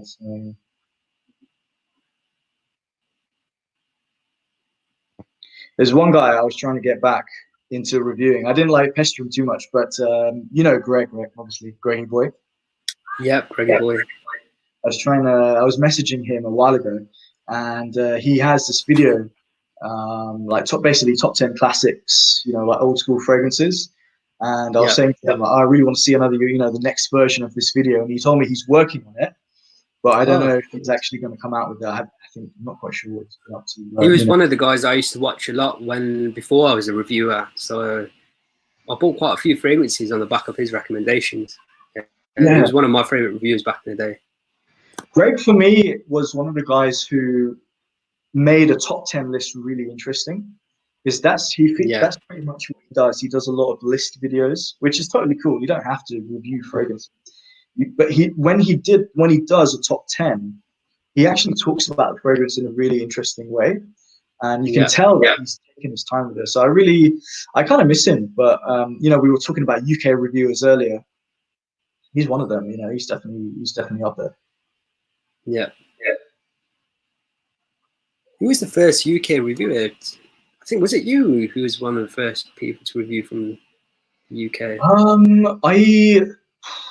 I definitely wasn't. I think I may have been like in one of the first. I want to say there was a guy called there was a guy, I think his name was Alex, Masters of Style. Masters of Style, yeah. And he kind of reminds me, like, you won't find his channel now. I think he's completely taken it down. Suddenly disappeared. But he was really a little bit quirky, and he kind of reminds me of, he's like an older version of, or let's say George the Fragrance Apprentice is like a newer version of him. Yeah, you know, especially when George is doing the more cinematic, you know, that style. So yeah, Masters of Style, he was around probably since like 2011, and then I started in 2012, and I think I may have been the second UK reviewer. I don't really know, but wow. Not sure. Kimberly, yeah, video editing takes time compared with writing Instagram posts. Yeah, it does. It does. You know, as something that we were talking about earlier, I've just started. You know, I've always wanted to do it like better editing. To be honest, it's always been on my mind, but it's a case of can't be asked kind of thing. I just thought, you know what, I'm just gonna put my mind to it and I'm just gonna do it. So I was watching like videos online of the best software to use, and I ended up buying the software. So it was a pretty decent price, and it allows me to do the basic stuff. I'm not doing anything fancy. Nice. But yeah, I think it kind of adds a bit. I put a post on my community section on my channel where I asked my subscribers if they liked if I did more video editing, and most people were like, they just like my raw style. Okay. So I'm just going to go with that. Really. Yeah, and that's what you're most comfortable with, right? Yeah. So you got to do what you're most comfortable with, because whenever YouTube turns into a chore, you know, when you hear about reviewers getting burnt out and all that stuff. Yeah. I think maybe a lot of that is to do with putting unnecessary pressure on yourself. Yeah. I don't know. What do you think? Yeah, I could definitely see that in certain reviewers. I won't name them, where I feel like they're trying really hard, bless them, to get more subscribers, get more views. And you can tell by the videos that they pump out what sort of schedule they have as well, and they try to stick to a schedule where they're releasing content. Yeah. I know it's happened to. I don't know if you'll be in the chat. I haven't seen it, but Chad, who was here earlier, you know, he's had a few moments where it gets a bit much, and it's not just the pressure you put on yourself; it's other people with sort of negative, sort of shitty comments. You know, like wearing you down a little bit. I mean, I've never had much of a issue with trolls and stuff, but Yeah, same here. I've never had an issue as well. Yeah, it's I've good. been quite lucky. Quite lucky. I think But before then I I think, started doing huh? before I started doing YouTube reviews, I thought I'd get a lot of trolls. Oh, really? Because you notice it quite a lot on some other channels. But I Yeah. think the type of content that we do, I think we attract a little bit more mature audience. Yeah, I think it's definitely that. Also, to be honest, it's the fact that, we're not massive reviewers. So, with more, when you're exposed to more people, you're likely to attract some like more nutters, basically, right? So, Yeah. like IG, and I agree with Raj's point. One issue with Instagram is that it's easier to take someone else's content pics without their consent and making it your own. But I've noticed a lot of people, they put their name or they put like a watermark or something. So I don't know if that's, to be honest, like I don't really take Instagram seriously. I don't, like, if I was, I would just post fragrance stuff. But I post like cigars and like other random stuff like that. Yeah. But if somebody wants to steal my pic, I mean, take it. Like, I don't really care. You know?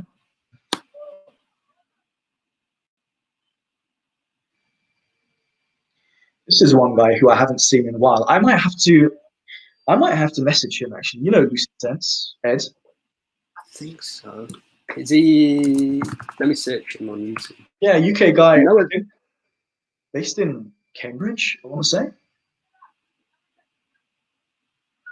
I think he did a review on Lotus Parole.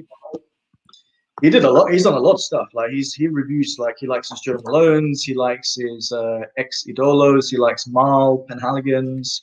He's a very, very thoughtful reviewer. Yeah, I really like. If anybody doesn't know, Ashfaq mentioned Lucid Sense. Ed, he's pretty good. I'm subscribed to him. Good. He did a video once where he was wearing. I didn't want to make fun of him, but I just found it funny. Like, he was wearing white gloves to present the fragrance, and right. I think I might have mentioned it in his video. He reminded me of when people play snooker and you've got the referee or the umpire or whatever it is, and they wear white gloves. I just remember that popped into my head actually. I don't know how. Yeah, that's why I don't do fancy editing either. Yeah. I think you have a really nice sort of minimalist look, and you've got some good editing in there. It's nothing too fancy. I like the fact that you put your own piano music in the background, which I think is really unique. I like that a lot.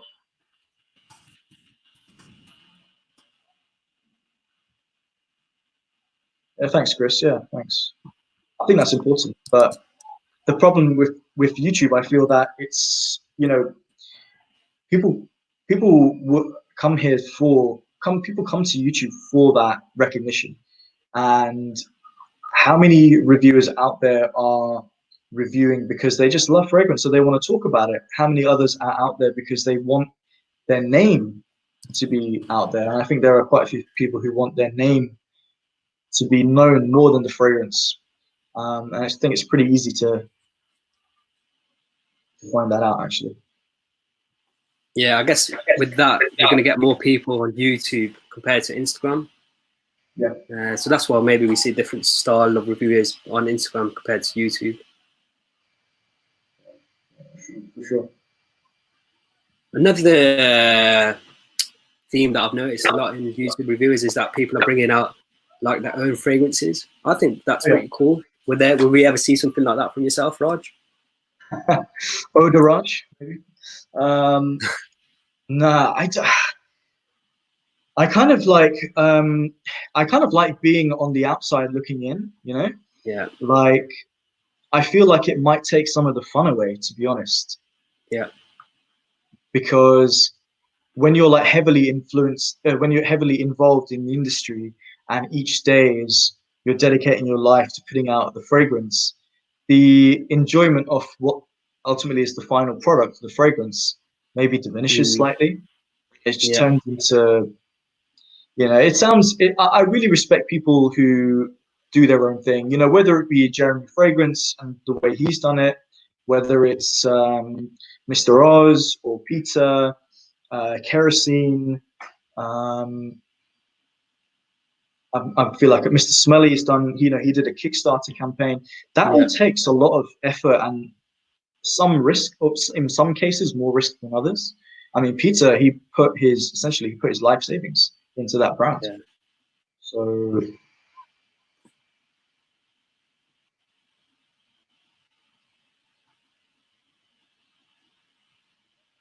What do you think about it? On the whole, you like it? Like you said, I think it's kind of cool. Well, I don't know. Personally, I don't think I'd do it because it would just be, like you said, I just find there'd be like a bit of a conflict when I'm reviewing someone else's work and I've actually got my fragrances there at the same time. So say, for example, I give a really negative review to a fragrance house, but then I'm saying my fragrances are great. Just there's a conflict there. This is a really, really good point that you bring up, because do you remember? So do you know the brand Kerosene? Yeah, I used to watch his videos back in the days. Yeah, so he, as you know, and maybe some other people might know in the who's watching, he had a channel, Kerosene. He was like off the wall kind of character, and then he made his own fragrance line. And then he decided, as you said, it's a conflict of interest. So he shut down his channel. But one trend that I've noticed is that a lot of the people who have come out with fragrances, in fact, I think all of them, they still have their channel. And I respect their ability to, put out a review that is honest. But there may be some people who, and I think Jeremy Fragrance came across this issue where potentially, if you are saying something negative about a brand, it could be seen as I don't know what like the legal thing is, but you're saying something negative about somebody else and telling them buy my products, and it's a bit like you might get into like muddy waters there. Yeah, exactly. But if you could create one of my subscribers. Oh yeah. Sorry, I'll answer that in a second. One of my subscribers, he's tried to ask me to buy some like fragrance oils and like try experimenting with making my own others. I guess if I ever do that, I'd probably create an Etsy store, but I'd never put my own channel name to it or anything like that. I'll just sell it as like a side hustle sort of thing. Why did he do it? What's stopping you? I think maybe I don't think I've really got that sort of talent to create my own others, but it's something I want to explore just for my own enjoyment. Rather than like a thing to just like boost my channel or something like that, or like to boost my ego that I've got my own fragrance out there. But I have been thinking about like just creating a few of my others just to enjoy for myself, because a lot of the others that I buy, like say from Sultan Pasha or Mellifluence, these are guys that have created others like self-taught. They've not actually learned from anyone.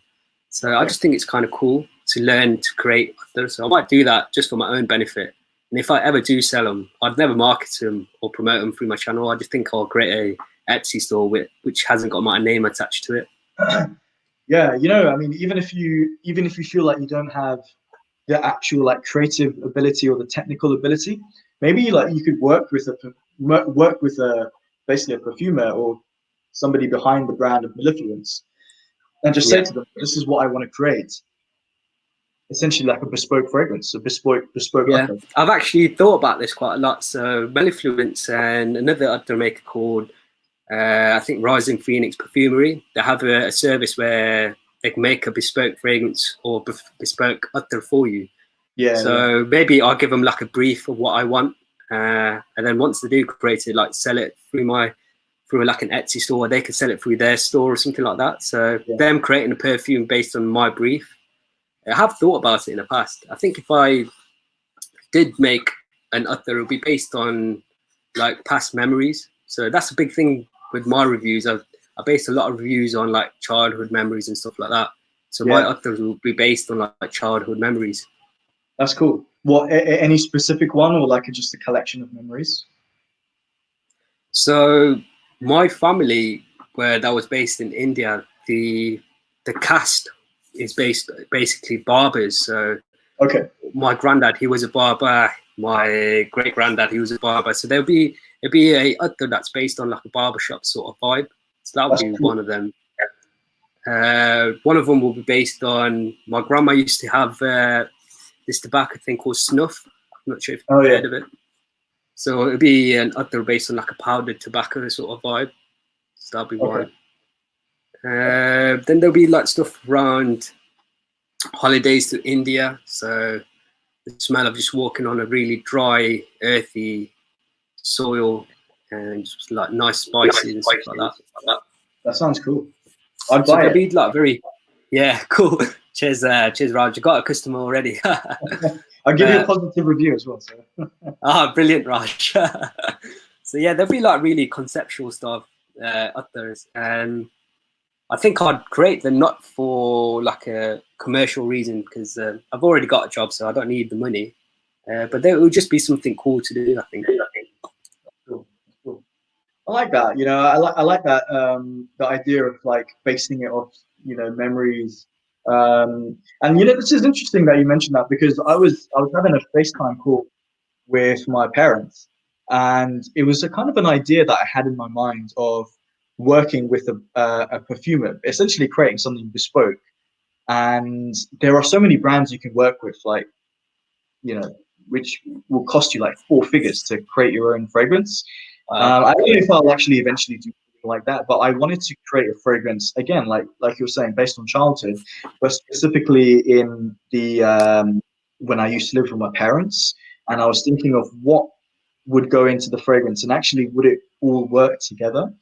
And so I was talking with my parents, and just, you know, running the idea by them. And I was thinking of, I would, if I was to come out with it, I would call it number 95. So obviously that was the name of our house number, but also it's like a sort of nod to Chanel number 5. And I was thinking it would be, so my dad smokes a pipe, so they would have like a bit of pipe tobacco. In our garden, we had rose bushes and jasmine plants, flowers. Yeah. And we also had, right towards at the back of the garden, we had these coniferous trees, and they were huge. So I've kind of got like these ideas. Then I was also thinking, you know how it is in Indian households, you know, your mum's food is always the best food. And so exactly. maybe something like saffron and cardamom. I don't know if all of this will come together, but those would probably be the ingredients I'd start with. Nice. If you ever do bring it out, I'll buy a sample pack, 100%. Yeah, man. I don't know. It's I've looked at. I think there's a company called the Experimental Perfume Club, where you pay them like 500 quid or something like that, and you work with them to create the fragrance, and you get like a stock lined up for you or something. I don't know. You never know. You never know. Yeah. Easy enough to make small amounts, but to really scale it would be tough, I think. Yeah, it's a tough business. Good to see you, Judd, by the way. Yeah, you know, I think the fragrance industry, it sounds like it probably is quite tough to do really well. I think you really have to, if you want to like create something magnificent, it might be difficult because the margins just might not be there. But yeah, I think places like Etsy, selling on Etsy, it really helps like these independent perfumers. And I think the world of internet really helped, I think, push indie sort of perfumery. I think back in the days, if you wanted to be like an indie perfumer, you'd have to like sell it to maybe distributors or have your own little store. Exactly. But now it's just opened up a new market, and you're able to market it a lot better through Instagram. So yeah, it's opened up a whole new market for perfumery. It's amazing, you know. It's almost like anyone can become a perfumer, which I guess has its downsides. But then the fact that you can discover brands you never even knew existed. Like, how would you have found brands years ago, as you were saying, through distributing shops? But yeah, so it's opened up. It's become like what's the word? Not liberalized, but democratized the industry. Yeah, everyone. Yeah, it's cool. I think it's had a massive. Oh, sorry, carry on. No, go ahead. I'm just saying it's really helped for like independent perfumers who want to make natural perfumery. Like I would have never discovered Sultan Pasha or Manifluence or any of these guys, because if you want to buy others before, you'd have like especially in India, they've got like dedicated stores. So you'd go there to buy others, but you'd never really know about like some other guys out there. And it's like the word of internet just really helps push these guys to our attention. Exactly. No, what I was going to say is, did you have like a time limit of how long you wanted to be on, or anything like that? Or I think I can be on for about 10 minutes or so. I'm pretty okay with the time. How about yourself? Yeah, no real reason, but yeah, let's set a time limit of like a couple of hours. That should be all right. Yeah. Anyone who's watching, like, thanks for tuning in. Like, you know, I had this idea to link up with Waseem because while you were away, I was mentioning to the guys in the chat that we did a live stream a couple of a year ago, 2 years ago, maybe. Yeah, I think it was last year, 2019. Okay, 2019. Yeah. So it's good to meet up with you again, and I'm going to be on. There's a channel you might know him called Pep the Sentinel. So I'm going to be on his channel next week on Saturday. So that'll be cool to like catch up with him. He's in Australia. So yeah. Yeah, I really like Pep's channel. He's got like a style that I really enjoy, just straight to the point. Yeah, exactly. So he's got that like no bullshit approach. You know, he tells it like it is. You know, you go to his channel and you know you're going to get a detailed review and he's going to be honest. So I really like that. Have you tried anything from Abdesalam Akhtar from Italy? Never heard of that. Let me just search on Etsy. From Italy also. That sounds quite interesting. I didn't think any of these brands would come out of Italy, but that sounds cool. Ashfaq, what is since you're here, what is your maybe like top 3 or maybe a oud that you're really enjoying at the moment, specifically a spray-on one? Because I've always been interested in oud, and I'm looking for like my ultimate oud, you know. I think I might have already tried it, which is actually from Mona de Oreo, Oud Osmanthus. But I need to get a sample of that again. I'm looking for that number 1, you know, oud fragrance.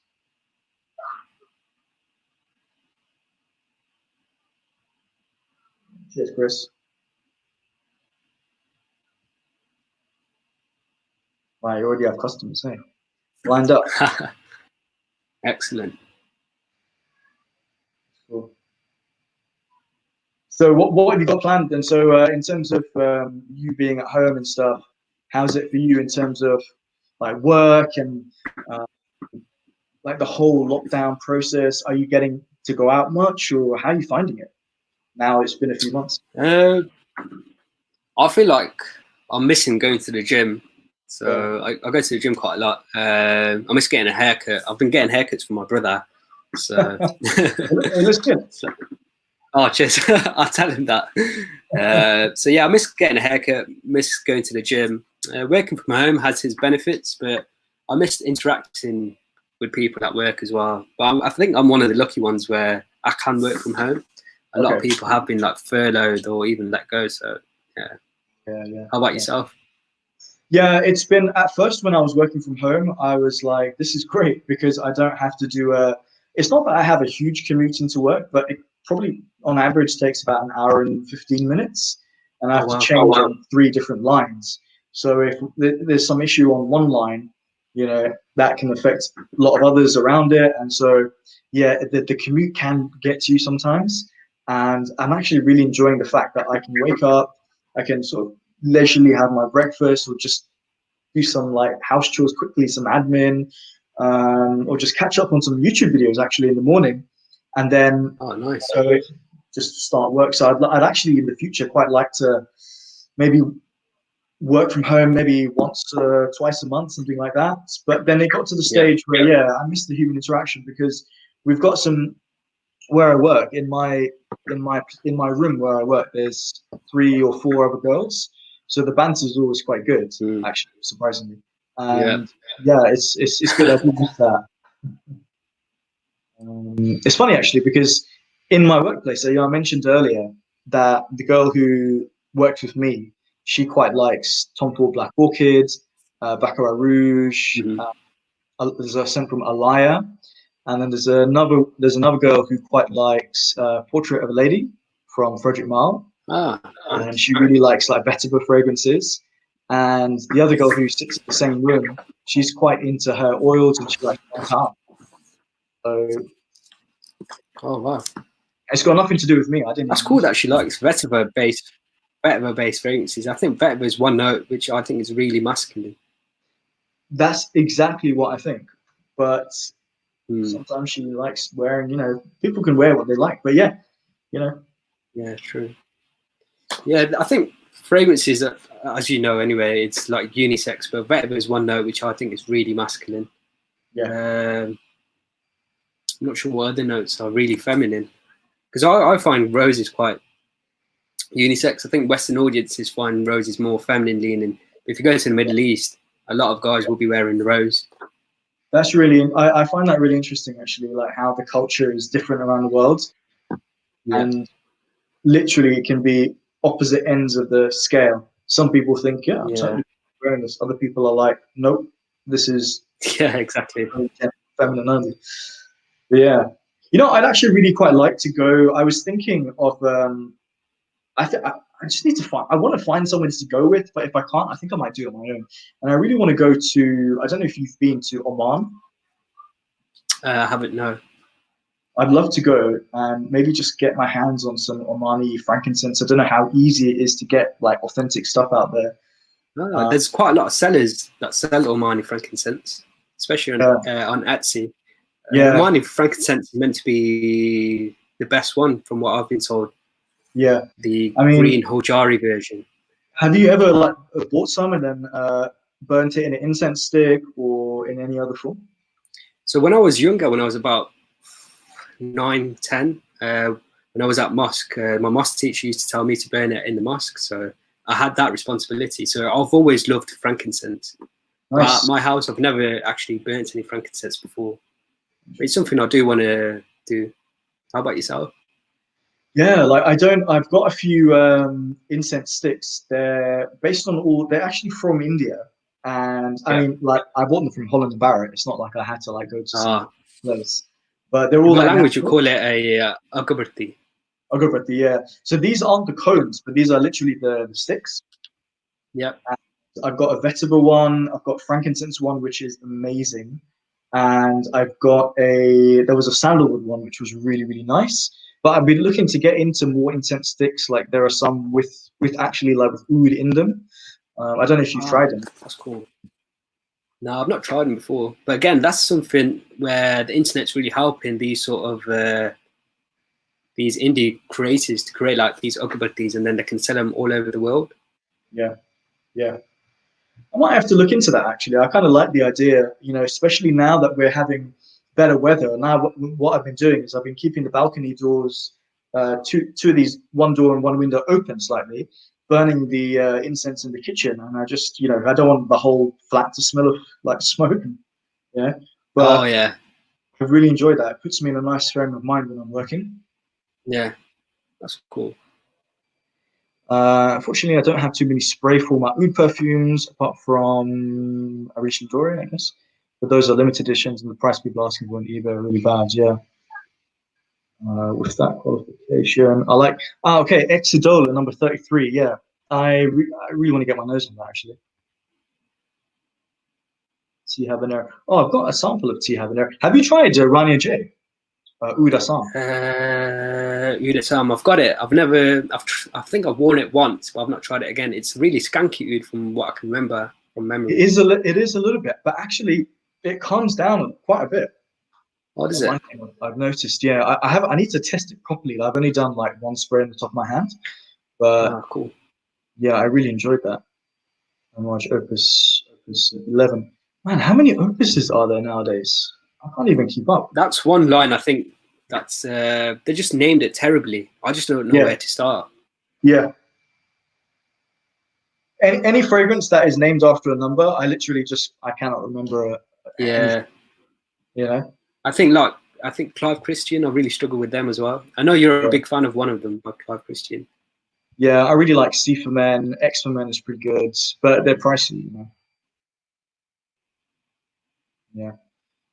Cool. So I think we're coming up to 2 hours, so I think we'll say our goodbyes. But yeah, man, really good to have you on my channel on the live streams. I'm glad that you're back making reviews. And if anybody's watching who hasn't subscribed to Waseem, His I'm pretty sure your link is in the description, and he's a guy you gotta check out. He really is a knowledgeable guy. So good to see you, man. Good to see you back.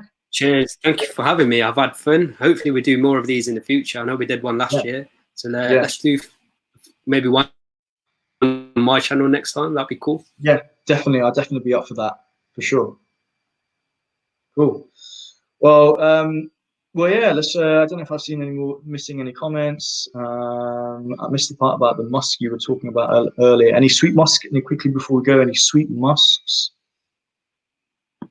I think the House of Mellifluence is really good if you want a musky fragrance. There's a I think it's called Sunga Musk, and Musk Maharaja by Mellifluence is really good.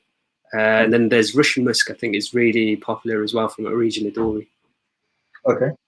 I've tried a few recently from Bortnikov, which I found they were really interesting because they use natural deer musk. Not all of them were always to my taste, but I think if you wanted to try that sweet, furry, kind of animalic musk, I think Bortnikov would be a good place to start. Also, it's not quite the same, but Narciso Rodriguez are really good with musks. So prefer wearing oud neats and sometimes over rose. Yeah, cool. Yeah, thanks Ashfaq, thanks Gunmetal, really good to see you guys here. So yeah, I think that's it. Thanks a lot, man. Cool, we'll leave it there. All right, cheers, man. Have a good night. Enjoy the rest of your time with your family, and catch you on the next one. Cool. Cheers, Raj. Take it easy. Bye. Thanks, guys. See ya.